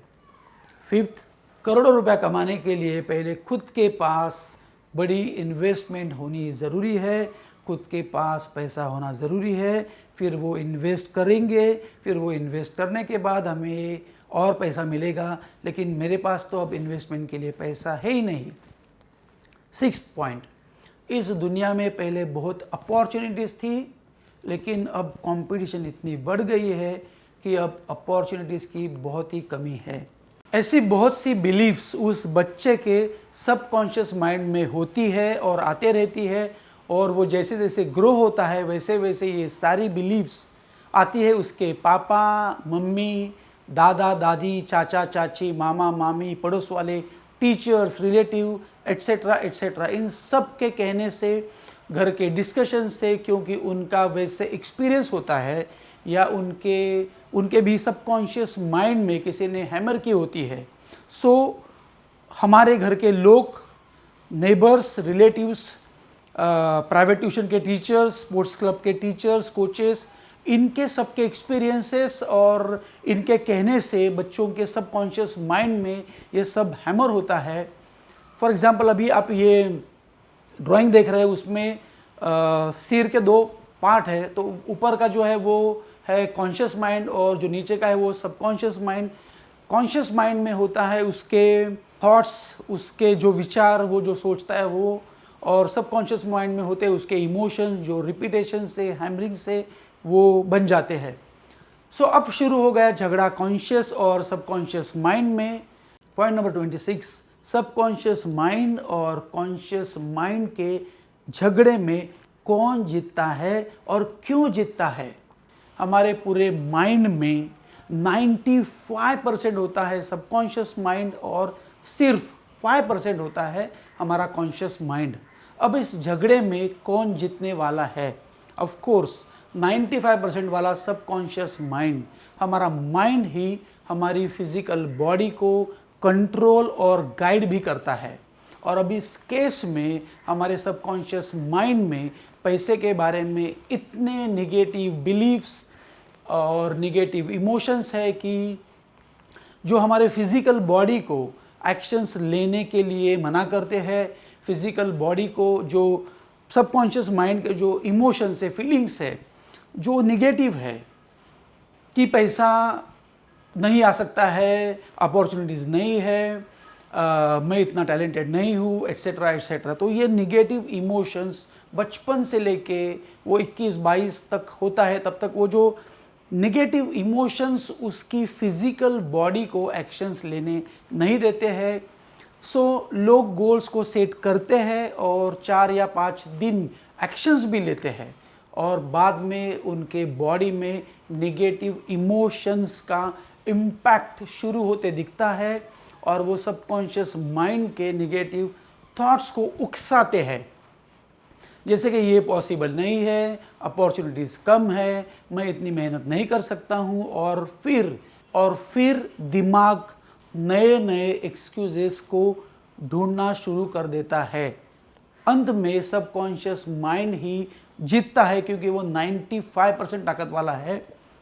फिर उसके बाद 1 करोड़ रुपए कमाने का गोल कम हो जाता है और वो महीने में कुछ हज़ारों रुपए कमाने के गोल पर आ जाता है। फिर कॉन्शियस माइंड 40,000, 50,000, 60,000 रुपये हर कमाने के गोल को डिसाइड करता है, एक्सेप्ट करता है और उसके बाद सबकॉन्शियस माइंड को वो गोल बराबर लगने लगता है और खुशी के इमोशंस, रिलैक्सिंग के इमोशंस सबकॉन्शियस माइंड से निर्माण होते हैं, जिन्हें हमारी बॉडी भी एक्सेप्ट करती है। सबकॉन्शियस माइंड से कॉन्शियस माइंड भी एक्सेप्ट करता है, बॉडी भी एक्सेप्ट करती है। हमारी बिलीफ ये कहती है कि मैं 40,000 या 50,000 ईजीली कमा सकता हूँ और ये मेरे लिए अब पॉसिबल है, लेकिन करोड़ों रुपए कमाना इम्पॉसिबल है क्योंकि आई बिलीव कि मैं एक एवरेज पर्सन हूँ, क्योंकि आई बिलीव कि मैं इतना हार्ड वर्क नहीं कर सकता हूँ, क्योंकि आई बिलीव कि मैं इतना टैलेंटेड नहीं हूँ, आई बिलीव कि अब इतनी अपॉर्चुनिटीज़ मार्केट में नहीं है, एट्सेट्रा एट्सेट्रा। हम जब कॉन्शियस स्टेट में होते हैं तो चल फिर सकते हैं, लेकिन अनकॉन्शियस स्टेट में हमारी बॉडी कुछ भी एक्शंस नहीं ले सकती है। जब भी हमारे कॉन्शियस माइंड को ये समझता है कि हमारे गोल्स बड़े हैं तो वो गिव अप कर देता है और बॉडी को एक्शंस लेने के लिए बंद कर देता है या मना कर देता है। अब हम देखने वाले हैं कि हमारी पर्सनैलिटी क्या होती है। हमारे गोल्स बड़े हैं तो वो गिव अप कर देता है और बॉडी को एक्शंस लेने के लिए बंद करने को कहता है, क्योंकि हमारी पर्सनैलिटी वैसे बनी हुई होती है। पॉइंट नंबर 27, अब हम देखने वाले हैं कि हमारी पर्सनैलिटी क्या होती है। पर्सनैलिटी का मतलब यह है कि रियलिटी में आप अंदर से कैसे हो। रियलिटी में हर एक इंसान में बहुत ज़्यादा पोटेंशियल होता है, बहुत कुछ अचीव करने का। वो सोच भी नहीं सकता है उतना ज़्यादा वो अचीव कर सकता है, क्योंकि अगर हम किर्लोस्कर या बिरला फैमिली के घरों में पले बड़े होते तो क्या हमारी आज की अचीवमेंट्स कुछ और होती थी? क्या हम आज अभी से ज़्यादा सक्सेसफुल होते थे? लेकिन हमारे बचपन से, हमारे आउटर वर्ल्ड से जो फाइनेंसेस या मनी के बारे में या पैसे के बारे में जो निगेटिव बिलीफ्स आउटर वर्ल्ड से आए हैं, तो अब हमारी पर्सनैलिटी वैसे बन गई है। मतलब अब हमारी पर्सनैलिटी ऐसे बन गई है कि मैं एक साल में 1 करोड़ रुपया कभी भी नहीं कमा सकता हूँ। मैं हर महीना 40,000, 50,000 या मैक्सिमम 60,000 ही कमा सकता हूँ। पॉइंट नंबर 28, आप 2 तरीके से अपने माइंड का प्रोग्रामिंग बदल सकते हो। फर्स्ट, आप कॉन्शियसली सोचकर लोअर गोल ले सकते हो जो आपके सबकॉन्शियस माइंड से इजीली अलाइन हो सके, जो आपके सबकॉन्शियस माइंड को इजीली हजम हो सके, और फिर आप उन्हें अचीव कर सकते हो या आपको लगता है आप उसके पीछे बढ़ सकते हो। लेकिन इससे आप अपनी मर्यादाओं को तोड़ नहीं सकते हो। आप बड़े सपनों को कभी भी चेज नहीं कर सकते हो और ज़िंदगी में आप एक मीडियोकर लाइफ, एक एवरेज लाइफ जीना शुरू करोगे, आप रीच कभी भी बन नहीं पाओगे। एंड सेकेंड, आपके पास और एक तरीका है, वो ये है, आप आपके बड़े गोल्स को वैसे ही रखो कि मुझे एक साल में 1 करोड़ रुपया कमाना ही है। फॉर एग्ज़ाम्पल कि मुझे स्कूल में टॉपर बनना है या मुझे इतनी इतनी वेल्थ बनानी है, और आप अपने सबकॉन्शियस माइंड के निगेटिव बिलीफ्स को पॉजिटिव बिलीफ से हैमर और रिपीटेशन टेक्निक से बदलने वाले हो। आप अपने सबकॉन्शियस माइंड के प्रोग्रामिंग को बदलने वाले हो। मतलब हम में मर्यादा डालने वाले जो बिलीफ्स है उनको हम एम्पावरिंग बिलीफ से बदलने वाले हैं। फॉर एग्ज़ाम्पल, अगर आपका ओल्ड बिलीफ ये है कि पैसा कमाना डिफ़िकल्ट है, तो आप इमोशन के साथ ये बोलोगे कि पैसा कमाना बहुत इजी है, तो उसमें इमोशन भी जाने चाहिए और ये बिलीफ आप रिपीटेडली आपके सबकॉन्शियस माइंड पर हैमर करो। आप एक निगेटिव बिलीफ ये भी हो सकता है, इस दुनिया में अब अपॉर्चुनिटीज़ कम है, तो आप इमोशन से ये बोलो कि इस दुनिया में आज अपॉर्चुनिटी बहुत ज़्यादा है और ये दुनिया अपॉर्चुनिटीज़ से भरी पड़ी हुई है। सो उसमें इमोशन जाना चाहिए और इस बिलीफ को आप रिपीटेडली आपके सबकॉन्शियस माइंड पर हैमर करते रहो। थर्ड, मैं एक एवरेज पर्सन हूँ और मुझ में उतना पोटेंशियल नहीं है, ये निगेटिव बिलीफ है। आप पॉजिटिव बिलीफ से आप रिप्लेस करो, मैं एक अमर्याद पोटेंशियल वाला इंसान हूँ और मैं मेरी लाइफ में बड़े बड़े गोल्स को ईजीली अचीव कर सकता हूँ।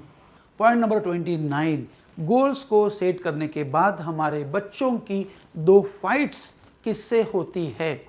गोल्स को सेट करने के बाद हमारी फर्स्ट फाइट हमारे इनर वर्ल्ड से, मतलब हमारे पुराने निगेटिव बिलीफ से है, और उसके बाद गोल्स को अचीव करते समय आने वाले प्रॉब्लम्स और ऑब्स्टैकल्स से, जो कि आउटर वर्ल्ड में है। पॉइंट नंबर 30, सबकॉन्शियस माइंड और कॉन्शियस माइंड के झगड़े को कैसे मिटाकर हम अपने गोल्स को अचीव कर सकते हैं। एक बार अगर अंदर से बदलाव शुरू हुआ तो आउटसाइड वर्ल्ड में भी चेंजेस होने शुरू होते हैं। आप जब बिगर गोल्स को सेट करते हो और आप बिलीफ्स के अनुसार उसे अलाइन करते हो, तो हमारी बॉडी जो एक्शंस लेने वाली है तो उसे कॉन्फिडेंट लगता है, कॉन्फिडेंट फील होता है। वो बॉडी खुद को पावरफुल समझती है कि वो इजीली बड़े गोल्स को अचीव कर सकती है, और उसके लिए हमारी बॉडी मेहनत लेने के लिए तैयार होने वाली है। ये सबकॉन्शियस माइंड बॉडी को बोलता है और बॉडी के मसल्स भी काम करने के लिए तैयार होते हैं। अब गोल्स हमारी बॉडी और माइंड को अपने ओर आकर्षित करते हैं। सो जो गोल्स होते हैं वो गोल्स अपने बॉडी को और माइंड को गोल्स की ओर आकर्षित होते हैं, गोल्स हमारे ओर आकर्षित होते हैं, क्योंकि अब माइंड और बॉडी का अलाइनमेंट बराबर से हुआ है। अब 95% माइंड में पॉजिटिव बिलीफ्स है, जो पॉजिटिव गोल्स को पाने के लिए बॉडी में हार्डवर्क करने वाले केमिकल्स को रिलीज करते हैं, जिससे हमारी बॉडी एक हाई कॉन्शियस स्टेट में और हाई अलर्ट स्टेट में काम करती है। मैं आपसे एक सवाल पूछता हूँ, क्या आपने इस वीडियो को देखने से पहले और अब आपके ब्रेन में ऑलरेडी एक नया प्रोग्रामिंग होने के लिए शुरुआत हुई है, एक नए न्यूरो कनेक्शंस जोड़ने शुरू हुए हैं, एक नया प्रोग्राम आपके सबकॉन्शियस माइंड में इंस्टॉल होने लगा है, एक नई वायरिंग अंदर शुरू हुई है जो आपको बड़े गोल्स को अचीव करने के लिए मदद करने वाली है। पॉइंट नंबर 31, अब सवाल ये आता है कि आप अपने सबकॉन्शियस माइंड में कैसे नए बिलीफ्स को इंस्टॉल करने वाले हो। सो फर्स्ट, पहले ये तय करना होगा हमारे अंदर, हमारे सबकॉन्शियस माइंड में कुछ नेगेटिव बिलीफ्स है, तो अपने खुद के नेगेटिव बिलीफ्स को कैसे ढूंढे। अगर हमें हमारे नेगेटिव बिलीफ्स को ढूंढना है और उन्हें पॉजिटिव बिलीफ से रिप्लेस करना है, तो पहले ये तो समझ में आना चाहिए कि हम में या हमारे सबकॉन्शियस माइंड में कौन कौन से नेगेटिव बिलीफ्स है। तो आप एक बड़ा गोल लिखो और ख़ुद से पूछो कि मैं इस गोल को अचीव क्यों नहीं कर सकता हूँ। तो आपके पास अब जवाब आएंगे, क्योंकि आपके पास जवाबों की एक लिस्ट मिल जाएगी। जैसे कि फर्स्ट, मुझ में एबिलिटी नहीं है। सेकंड, मुझे ये डिफ़िकल्ट लग रहा है। थर्ड, अब इस दुनिया में अपॉर्चुनिटीज़ नहीं बची है। ऐसे सभी रीजंस आपको, जो एक्चुअली आपने इस सोसाइटी से उठाए थे, जो आपने अपने माइंड में स्टोर किए हुए हैं, और जो सभी बिलीफ्स आपके लिए है गेम स्टॉपर। एक बार आपको समझ में आ गया कि ऐसे कौन कौन से बिलीफ्स है जो आपको आगे जाने नहीं देंगे, आगे जाने से रोक रहे हैं, तो आपको उन बिलीफ्स को पॉजिटिव बिलीफ से रिप्लेस करना होगा। पॉइंट नंबर 32, सबकॉन्शियस माइंड किससे बना है। सबकॉन्शियस माइंड रिपीटेशन और हैमरिंग से बना है, और ये हैबिट्स और इमोशंस का भी माइंड है। मैं आपको यहाँ पर एक एग्जांपल देता हूँ। आपका साइकिल चलाने का पहला दिन कैसा था? आप बैलेंस करते थे, आप पैडल मारते थे, आप हैंडल पकड़ते थे, सामने देखते थे, नीचे देखते थे, आपको बैलेंस करने के लिए डिफ़िकल्ट होता था। मतलब इन सभी को मैनेज करना आपके लिए पहले दिन डिफ़िकल्ट था, फिर सेकेंड दिन, फिर थर्ड डे, फिर फोर्थ डे, और आप एक्सपर्ट हो जाते हो, और फिर बाद में आप दोनों हाथ छोड़कर भी साइकिल चलाते हो। तो ये दिखाता है कि आप कितने एक्सपर्ट हो। अब आप without pressure, without tension cycle को ईजिली चलाते हो। इसमें एग्जैक्टली क्या होता है, आप साइकिल चलाने की प्रोसेस को रिपीट करते हो, और वो आपके सबकॉन्शियस माइंड का रिपीटेशन से एक पार्ट बन गया है, और वो हो जाती है आपकी मसल मेमोरी। सबकॉन्शियस माइंड ये रिपीटेशन से बनता है, और फिर बाद में ये हैबिचुअल बन जाता है, जो अपने आप, ये एक अपने आप होने वाली प्रोसेस है। पॉइंट नंबर 33, पुराने नेगेटिव बिलीफ्स को पॉजिटिव बिलीफ से बदलने के लिए क्या करना होगा। आपको अगर आपके बिलीफ्स बदलने हैं, तो आपको रिपीटेशन का सहारा लेना होगा। आपका पुराना बिलीफ अगर ये है कि मैं एक एवरेज पर्सन हूँ और मुझ में पोटेंशियल नहीं है, तो मैं अब ये कहूँगा कि मुझ में अनलिमिटेड पोटेंशियल है, और अब मैं एक एक्स्ट्रा ऑर्डिनरी इंसान बन गया हूँ। आप जब इस नए बिलीफ को हर रोज़ हज़ारों इमोशंस को उसके अंदर डाल के, एवरी डे बिग एनर्जी, अगर ये जब भी आप एक बड़ी एनर्जी से और उसमें बहुत से इमोशंस को डालकर, एंथुजियास्टिक के इमोशंस को डालकर रिपीट करोगे, तो आपको शुरुआत के कुछ दिनों में थोड़ा डिस्कम्फर्ट लगेगा, लेकिन बाद में आप उस पर बिलीव करोगे, क्योंकि अब आप साइंस जान गए हैं कि सबकॉन्शियस माइंड को कैसे प्रोग्रामिंग किया जाता है। पॉइंट नंबर 34, आपका सवाल ये होगा कि कितनी बार आपको इस नए बिलीफ्स को रिपीट करना है। तो मेरा ये जवाब है कि आपको पहले 3 महीनों में, मतलब 90 दिनों में, हर रोज़ कम से कम 100 बार तो इस बिलीफ को रिपीट करना होगा। क्योंकि अगर लास्ट 21 सालों में आपने उन सारे नेगेटिव बिलीव्स को पकड़ कर रखा है, आपके सबकॉन्शियस माइंड में बंद करके रखा है, तो अब आपको उसे तोड़ने के लिए उतना ज़्यादा हैमर करना होगा। पॉइंट नंबर 35, नए बिलीव्स को आपके सबकॉन्शियस माइंड में कब इंस्टॉल करना होगा, और सबकॉन्शियस माइंड और कॉन्शियस माइंड का झगड़ा कब खत्म होता है। साइंस ये कहता है कि जब आप बेड पर सोने के लिए जाते हो तो अगर आप सोने के पहले उस बिलीफ को रिपीट करोगे तो आप उस ही विचार के साथ सो जाते हो, तो आप में आने वाला बदलाव ज़्यादा फास्ट होता है। सोते समय आपके कॉन्शियस माइंड और सबकॉन्शियस माइंड में, एक कॉन्शियस माइंड है, ये सबकॉन्शियस माइंड है, इसमें जो एक ऑब्स्टेकल है वो टूटने लगेगा। नींद में जाने की अवस्था एक हिप्नोसिस की अवस्था होती है। आप रात को नींद में जाने से पहले रिपीट करो कि मुझ में इन्फिनाइट पोटेंशियल है, मैं कुछ भी अचीव कर सकता हूँ।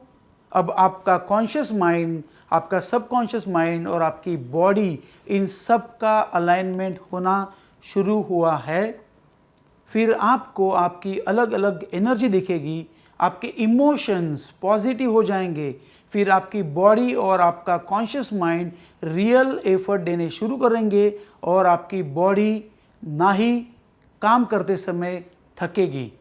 हमारे ब्रेन के अंदर इतने छोटे छोटे कनेक्शंस हो जाते हैं जो हम देख भी नहीं सकते हैं, लेकिन जब आपके बिलीव्स रिपीटेशन से बदलने लगेंगे तो आप बाद में फील करने लगोगे कि आपके ब्रेन के अंदर की वायरिंग, आपके ब्रेन के अंदर की जो वायरिंग है उसके कनेक्शन जो थे वो अब बदल रहे हैं। अब आपके कॉन्शियस और सबकॉन्शियस माइंड में जो पहले झगड़ा होता था वो अब बचेगा ही नहीं। पॉइंट नंबर 36, जब भी आप बड़े गोल्स को सेट करते हो तो पहले आपको क्या करना ज़रूरी है? तो आप आपके सबकॉन्शियस माइंड में इंस्टॉल हुए बिलीव्स को चेक करो, जैसे कि क्या ये गोल मेरे लिए पॉसिबल है या डिफ़िकल्ट है। आप जब गोल को देखोगे तो आप कैसा फील कर रहे हो, तब आपको आपका सबकॉन्शियस माइंड दिखाएगा कि ऐसे कौन कौन से बिलीफ्स है जो आपको पीछे खींच रहे हैं। जब आप गोल्स अचीव न होने के रीजंस लिखोगे तब आपको आपका सबकॉन्शियस माइंड दिखाएगा कि बचपन से आपके सबकॉन्शियस माइंड में डेवलप हुए ऐसे कौन कौन से बिलीफ्स है जो आपको पीछे खींच रहे हैं और आपको याद भी नहीं है कि वो कब आप पर हैमर हुए थे। आपको अगर एक ऊपर के लेवल पर जाना है, आपको क्वांटम लीप लेनी है, आपको यहाँ से यहाँ पे जाना है, तो आपको आपका एक नया वर्जन, खुद का नया वर्जन आपको बनाना होगा। मतलब आपको नए बिलीव्स का एक पावरफुल सेट आपके सबकॉन्शियस माइंड में इंस्टॉल करना होगा। आपको अगर बाहर के एक पहाड़ को हिलाना है तो आपको पहले आपके अंदर के पहाड़ को हिलाना होगा। उससे आपकी विल पावर स्ट्रांग हो जाएगी, उससे आपकी विल पावर बढ़ेगी। पॉइंट नंबर 37, गोल्स को अचीव करने के लिए पहले क्या करना होगा? बहुत से लोग गोल सेटिंग के शुरुआत में ही गेम हार जाते हैं। कई लोग पहले 4 या 5 दिनों में हार जाते हैं। लेकिन अगर आपको गोल को अचीव करना ही है तो पहले आप अपने बिलीव्स को स्ट्रांग करो, जिससे आप अंदर की लड़ाई पहले ही जीत चुके होते हैं। आज हम ऐसे युग में हैं जहां बहुत सी अपॉर्चुनिटीज़ है और आप कुछ भी इजीली अचीव कर सकते हो। आप ये सोचो कि पिछले 500 सालों में जितनी अपॉर्चुनिटीज़ हमारे लिए अवेलेबल नहीं थी, उससे ज़्यादा अपॉर्चुनिटीज़ हमारे लिए अवेलेबल है। लोग जन्म से ग्रेट नहीं होते हैं, वो यही ग्रेट होने की प्रोसेस को फॉलो करके ग्रेट होते हैं। वो पहले अंदर से ग्रेट होते हैं और फिर बाद में बाहर ग्रेटनेस को अचीव करते हैं। पॉइंट नंबर 38, बच्चों के दिमाग में बिलीफ्स का सॉफ्टवेयर, नया सॉफ्टवेयर कैसे इंस्टॉल करें। इस वीडियो से हमने ये तो सीखा है कि खुद के पुराने निगेटिव बिलीफ्स को कैसे नए पॉजिटिव बिलीफ से रिप्लेस करें, लेकिन हमारे बच्चों में नए कौन कौन से बिलीफ्स को इंस्टॉल करना है, पुराने बिलीफ्स को कैसे निकालना है, ये एक इजी प्रोसेस नहीं है। क्योंकि खुद के बिलीव्स को बदलना, खुद रिपीटेशन करना, खुद बोलना, खुद उसमें इमोशंस डालना, खुद इमोशनली ये बोलना कि मैं ये कर सकता हूँ, आई कैन अचीव एवरीथिंग, ये सब इजी है, लेकिन दूसरे के माइंड में घुसकर उसे कैसे हैमरिंग से बदलना चाहिए, ये अलग ही प्रोसेस है। हमारे आइडियल पेरेंटिंग के कोर्स में हमने सैकड़ों बिलीव्स के बारे में बोला है और इंस्टॉल करने की जो प्रोसेस होती है उस प्रोसेस के बारे में बोला है। सो बिलीव्स क्या होने चाहिए, आपके बच्चों के थॉट्स क्या होने चाहिए और वो आपके बच्चों के सबकॉन्शियस माइंड में कैसे इंस्टॉल करना है, उसकी प्रोसेस क्या है।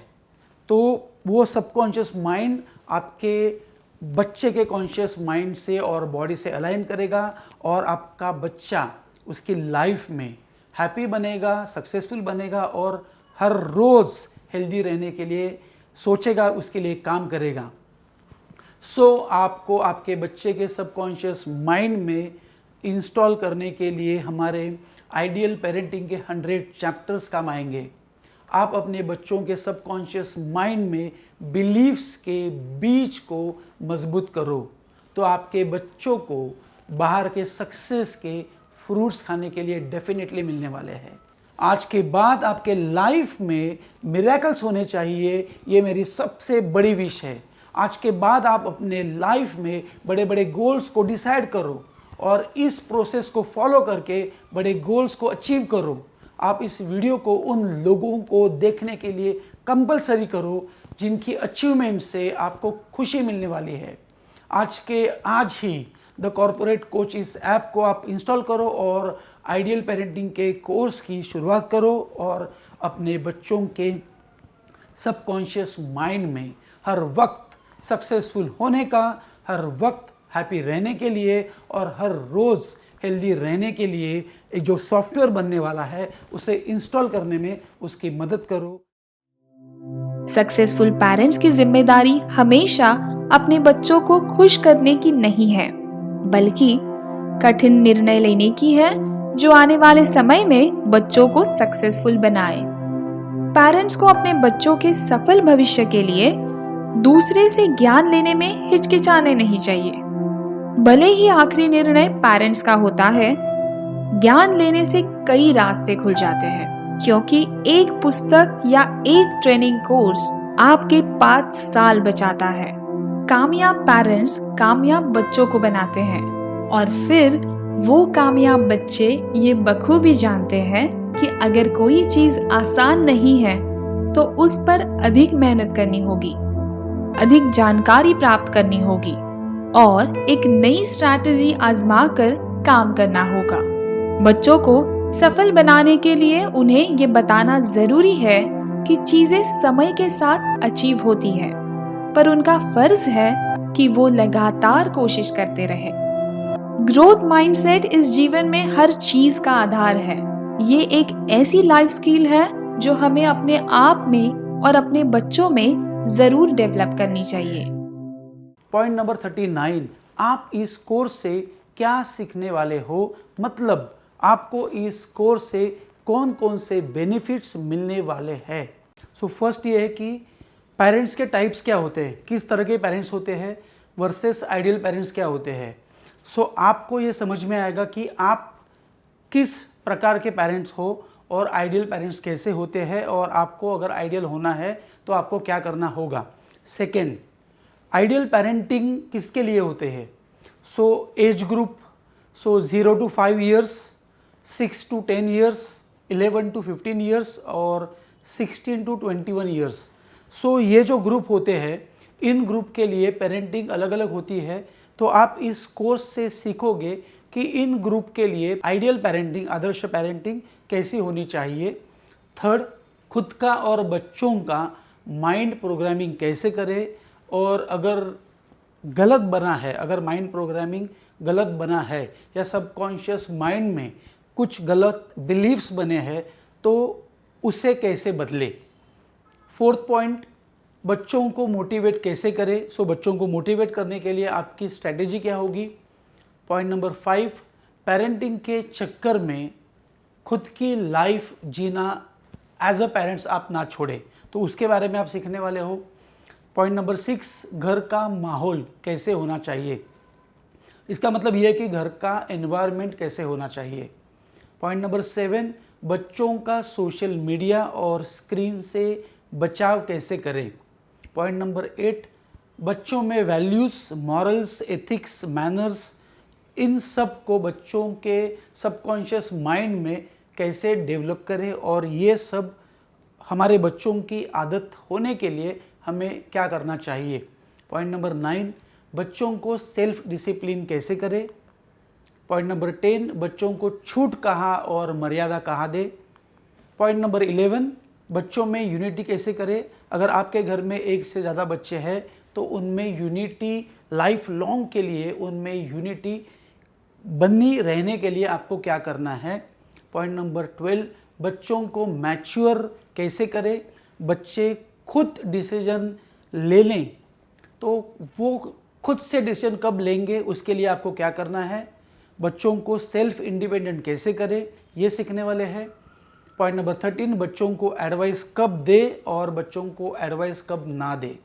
पॉइंट नंबर 14, बच्चों की सोच को कैसी दिशा दे। हमें बच्चों की सोच को डायरेक्शन देनी है तो वो कैसे होनी चाहिए। पॉइंट नंबर 15, बच्चों के यूनिक एबिलिटी को ढूंढे। हर बच्चे में कुछ ना कुछ यूनिक होता है तो उसे हम ढूंढेंगे और उसमें अगर उसका करियर करना है तो उसके लिए हमारी स्ट्रेटेजी क्या होगी, उसके लिए हमारा एक्शन प्लान क्या होगा, ये हम इसमें सीखने वाले हैं। पॉइंट नंबर 16, बच्चों से एक्सपेक्टेशन कैसे कम्युनिकेट करें। मतलब आप जो आपके बच्चों से एक्सपेक्ट करते हो तो वो उनसे कैसे कहे। यहाँ पे मैंने सिर्फ 16 चैप्टर्स ही एक्सप्लेन किए हैं, उनके बारे में बोला है अभी आपको।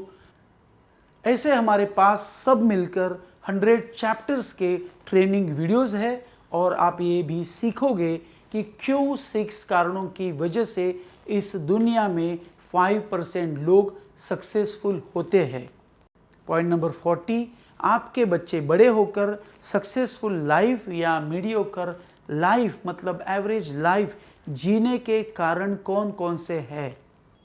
यहाँ पे हम एक चार्ट देखने वाले हैं। उस चार्ट में ये दिया है कि 5% लोग केवल इस दुनिया में सक्सेसफुल, रिच है, हैप्पी है, हेल्दी है और 95% लोग इस दुनिया में मीडियोकर मतलब एवरेज लाइफ जी रहे हैं। तो उसके लिए 6 रीजंस कौन से हैं। तो पॉइंट नंबर 1, बिलीव्स मतलब विश्वास। पॉइंट नंबर 2, सोच मतलब थिंकिंग। पॉइंट नंबर 3, एटीट्यूड मतलब दृष्टिकोण। पॉइंट नंबर 4, नेचर मतलब स्वभाव, आपका स्वभाव या आपके पर्सनल ट्रेट्स। इसका मतलब ये है कि आपकी व्यक्तिगत खासियतें कौन कौन सी है, आप में कौन कौन से गुण है, आपका स्वभाव कैसा है, आपकी व्यक्तिगत खासियतें कौन कौन सी है। पॉइंट नंबर 5, बिहेवियर मतलब वर्तन। पॉइंट नंबर 6, हैबिट्स मतलब आपकी आदतें। इस कोर्स में मुख्यतः हम 6 पॉइंट्स देखने वाले हैं, 6 रीजंस देखने वाले हैं जिनकी वजह से लोग उनके लाइफ में सक्सेसफुल होते हैं या फेलियर होते हैं। तो ये 6 कारण, उसमें फर्स्ट है बिलीफ। तो आपको ये समझ में आएगा कि बिलीफ से आप आपके बच्चों के दिमाग में, आपके बच्चों के सबकॉन्शियस माइंड में बिलीफ्स कैसे डालने वाले हो। तो यहाँ पे बिलीफ से आप 5 पॉइंट सीखने वाले हो। फर्स्ट ये है कि किसी भी इंसान की बिलीफ्स मतलब विश्वास कैसे बनते हैं। कोई भी बच्चा जब जन्म लेता है तो 8 से 10 साल तक वो होता है, फिर 15, 20, 21 तक, तो उसके बिलीफ्स कैसे बनते हैं। तो बिलीफ्स बनने की प्रोसेस क्या होती है। सेकंड, बिलीफ्स के बारे में आप सीखोगे कि सक्सेसफुल लोगों के बिलीफ्स बनने की प्रोसेस कैसी होती है और अपने लाइफ को जीने के लिए उनके बिलीफ्स क्या होते हैं। सक्सेसफुल लोगों के बिलीफ्स क्या होते हैं। पॉइंट नंबर 3, विजन, आपके बच्चों के बिलीफ्स कैसे होने चाहिए। तो आप ढूंढोगे, आपको समझ में आएगा कि इस कोर्स को करने के बाद आपको समझ में आएगा कि आपके बच्चे के सबकॉन्शियस माइंड में कौन कौन से बिलीफ्स आपको डेवलप करने हैं, डालने हैं, इंस्टॉल करने हैं, उसके सॉफ्टवेयर में, ब्रेन के सॉफ्टवेयर में कौन से बिलीफ्स डालने हैं। Point number 4, that is purpose. Purpose का मतलब ये है कि आपको वो बिलीफ्स उसके सबकॉन्शियस माइंड में क्यों डालने हैं, और अगर आप डालते हो और वो उन्हें आप डेवलप करते हो तो उसके बाद आपको और आपके बच्चे को क्या फ़ायदा होने वाला है। अगर आपके बच्चों को बच्चों के दिमाग में आपने डिसाइड किए हुए बिलीफ्स अगर बन गए तो आपको और उससे क्या फ़ायदा होने वाला है। Point number 5 that is strategies. Strategies का मतलब ये है कि आपने डिसाइड किए हुए बिलीफ्स उसमें डेवलप करने के लिए आपकी स्ट्रेटेजी मतलब आपका एक्शन प्लान कैसे होना चाहिए। हम आपको इस कोर्स में समझाने वाले हैं कि आपका एक्शन प्लान कैसे होना चाहिए जिससे आप बेस्ट टू बेस्ट बिलीफ्स उसके सबकॉन्शियस माइंड में इंस्टॉल करने वाले हो। फिर सेकंड पॉइंट इज सोच। सोच मतलब थिंकिंग। थिंकिंग में भी 5 पॉइंट्स है। फर्स्ट पॉइंट ये है कि किसी भी इंसान की सोच कैसे बनती है। जब भी बच्चे जन्म लेते हैं फिर उनकी सोच बनने लगती है, तो वो सोच किसी भी इंसान की सोच कैसे बनती है। देन सेकेंड बिलीफ, सक्सेसफुल लोगों के सोचने की प्रोसेस कैसे होती है, सक्सेसफुल लोग कैसे सोचते हैं। फिर आप इस कोर्स में सीखोगे कि आपके बच्चे कि आपके बच्चों को अगर सक्सेसफुल होना है उनके लाइफ में तो उनकी सोचने की प्रोसेस कैसी होनी चाहिए। ऑफ कोर्स सक्सेसफुल लोगों जैसी, तो वो प्रोसेस कैसी होनी चाहिए। थर्ड विजन, आपके बच्चों की सोच कैसे होनी चाहिए, इसके बारे में आप लिखने वाले हो हमारे इस कोर्स में। Fourth is purpose. पर्पस मतलब क्यों, आपके बच्चों की ऐसी सोच क्यों होनी चाहिए। अगर आपके बच्चों की आपने डिसाइड की हुई सोच अगर बन गई तो आपको और उससे लाइफ में क्या बेनिफिट मिलने वाला है। And point number 5 is strategies. सोच और स्ट्रैटेजी, ये आपने डिसाइड की हुई सोच डेवलप करने के लिए आपने लिखा है कि हमारे बच्चों में ऐसी ऐसी ऐसी ऐसी सोच होनी चाहिए, उसने ऐसे ऐसे ऐसे ऐसे सोचना चाहिए।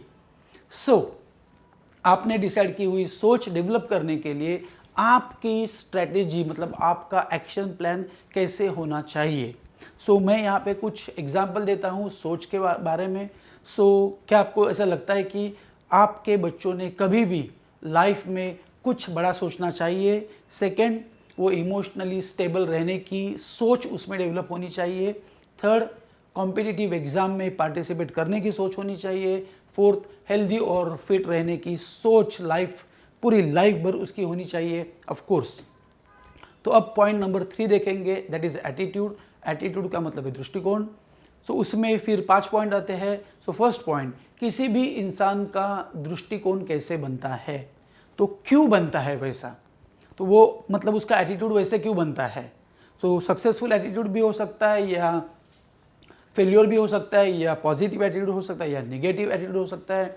वो लोगों का एटीट्यूड कैसा बनता है, एटीट्यूड बनने की प्रोसेस क्या होती है।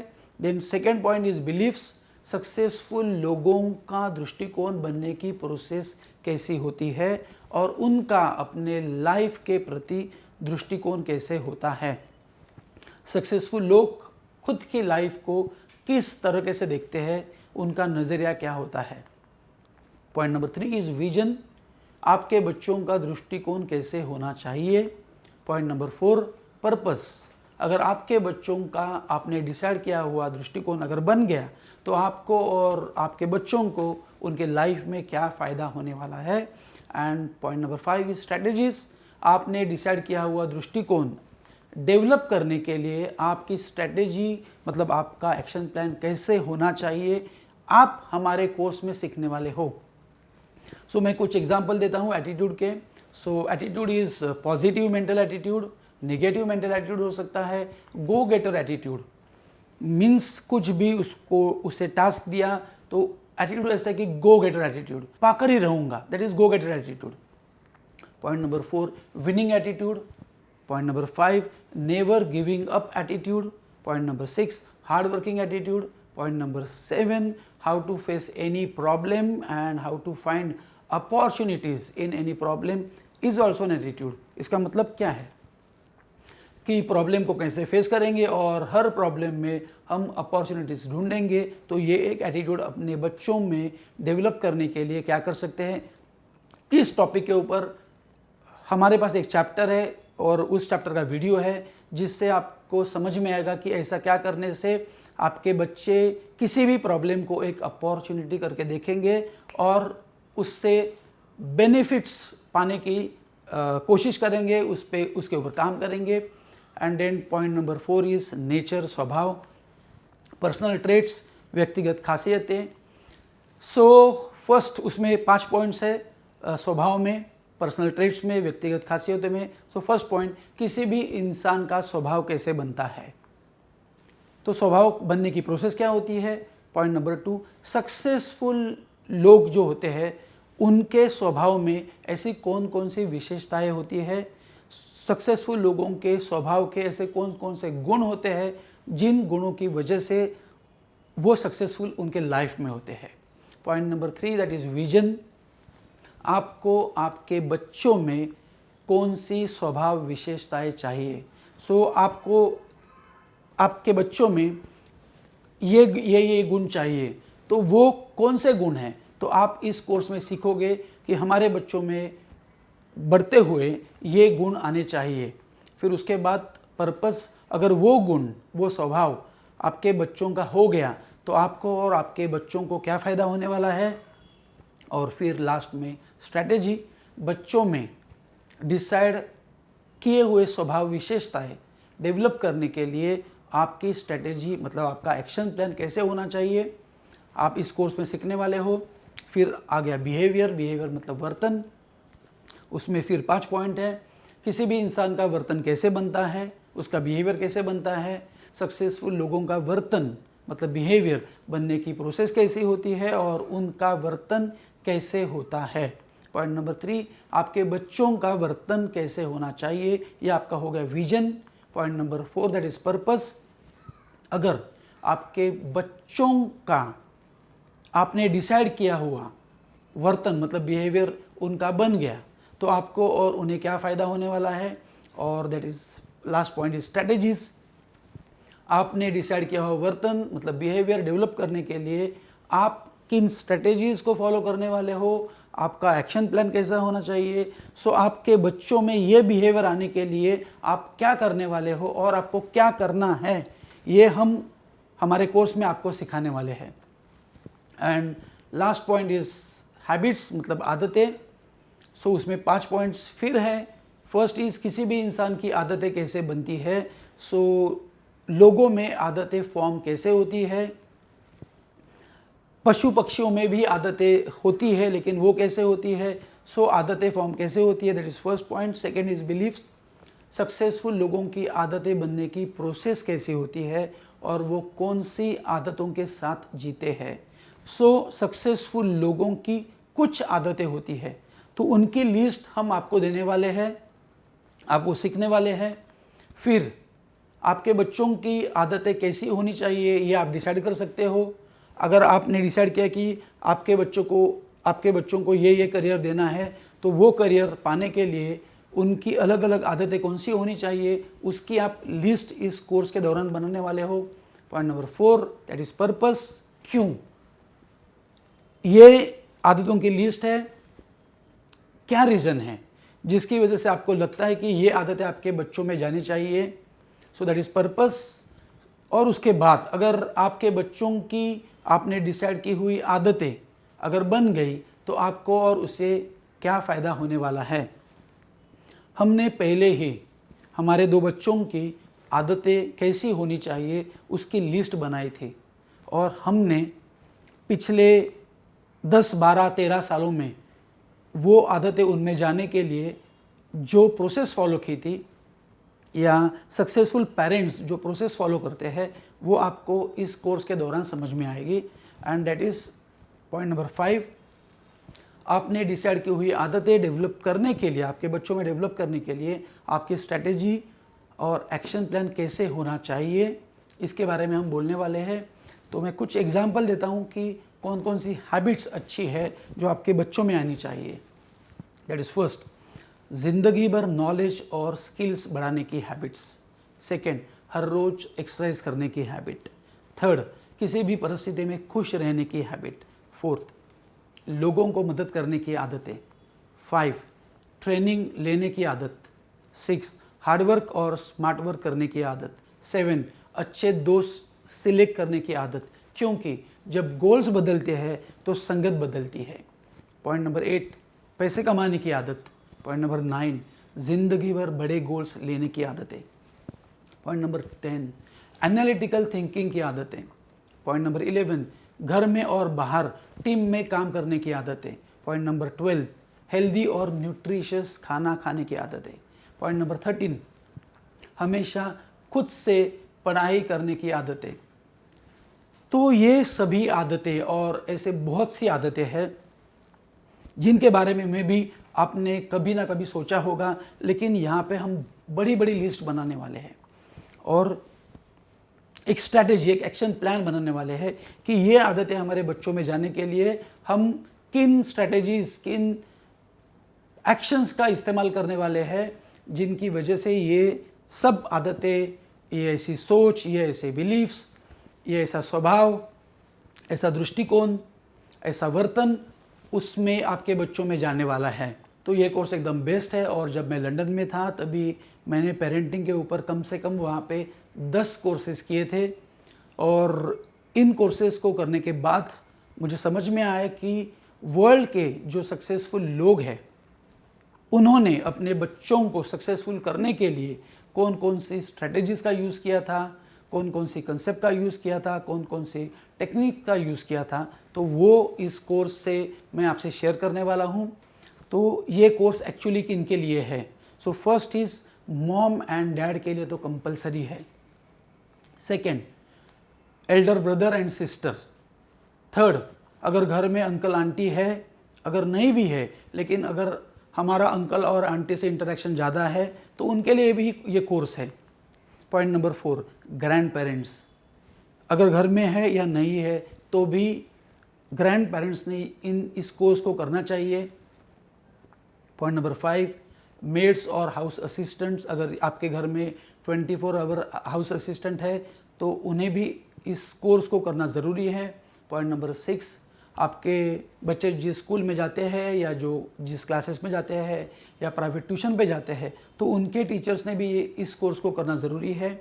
पॉइंट नंबर 7, आपके बच्चे अगर हॉबी क्लासेस में जाते हैं, एक्स्ट्रा करिकुलर एक्टिविटीज़ में जाते हैं तो उनके कोचेस, उनके टीचर ने भी करना चाहिए। पॉइंट नंबर 8, अगर आपके बच्चे स्पोर्ट्स क्लब में जाते हैं तो उनके कोचेस ने भी करना चाहिए।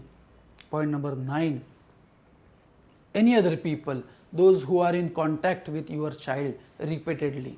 इसका मतलब ये है कि आपके बच्चों के कांटेक्ट में आने वाले जो रिपीटेडली लोग होते हैं तो उन सब ने ये कोर्स करना ज़रूरी है, क्योंकि अगर आप मम्मी पापा हो तो आपको इस कोर्स को करना ही करना है। लेकिन बच्चे बाकी के लोगों के कांटेक्ट में जाते हैं तो उनके सबकॉन्शियस माइंड पर वो लोग भी अपना सॉफ्टवेयर, अपनी बिलीफ्स, अपनी सोच इंस्टॉल कर सकते हैं। मतलब आपके बच्चों के सबकॉन्शियस माइंड में ये बाकी के लोग उनके एक्सपीरियंस से, उनके नॉलेज से, उनके बिलीफ से, ये सब मिलके इंफॉर्मेशन जो देने वाले हैं आपके बच्चे के सबकॉन्शियस माइंड में, वो आपके बच्चों के माइंड में एक बिलीफ का प्रोग्राम बनने वाला है। और अगर ये बिलीफ का प्रोग्राम आपको बेस्ट चाहिए तो आपके बच्चों के कांटेक्ट में रिपीटेडली जितने भी लोग आते हैं तो आप उन्हें भी इस कोर्स के बारे में बोलो और हो सके तो उन्हें भी इस कोर्स को एक बार करने के लिए कंपलसरी करो या उनको थोड़ी रिक्वेस्ट करो। अगर ये होता है तो आपके बच्चों में आने वाली इंफॉर्मेशन, आने वाला 5 सेंसेस से इनपुट ये बेस्ट होगा। उससे आपके बच्चों के सबकॉन्शियस माइंड में best belief, best thought, best thinking, सोच डेवलप हो जाएगी। इससे आपके बच्चों का वर्तन अच्छा बनेगा, उनकी आदतें अच्छी बनेंगी, उनकी सोच अच्छी बनेंगी, उनके बिलीफ्स अच्छे बनेंगे। तो ये सब अगर आप करते हो तो आप आपके बच्चों को डेवलप करने के लिए ट्रू प्रैक्टिस करते हो। तो इस कोर्स को शुरू करने के लिए आपको क्या करना है, आप द कॉर्पोरेट कोच इस ऐप को गूगल प्ले स्टोर पर जाके डाउनलोड करो। फिर वहाँ पे पेरेंटिंग कैटेगरी है, उस पर क्लिक करो और क्लिक करने के बाद आप पेरेंटिंग के सभी 100 चैप्टर्स के वीडियोस देख सकते हो। फिर आपके पास अगर एक डिस्काउंट कोड है तो आप उसे एंटर करके आपको डिस्काउंट मिलेगा। और मैं आपको गारंटी के साथ कह सकता हूं कि इस कोर्स से आपको बहुत बेनिफिट मिलने वाला है। आप आपके बच्चों को आइडियल चाइल्ड बनाने वाले हो। आपने अगर इस कोर्स को एक बार किया तो मैं 100% गारंटी के साथ कह सकता हूं कि आप इस कोर्स को, इन 100 वीडियोस को कम से कम 4 या 5 बार देखोगे और आप आपके जो दोस्त है, रिलेटिव्स है, उनको भी रिकमेंड करने वाले हो। So welcome to parenting course and I wish you all the best. Thanks for watching this video. All the best. Bye bye. Take care.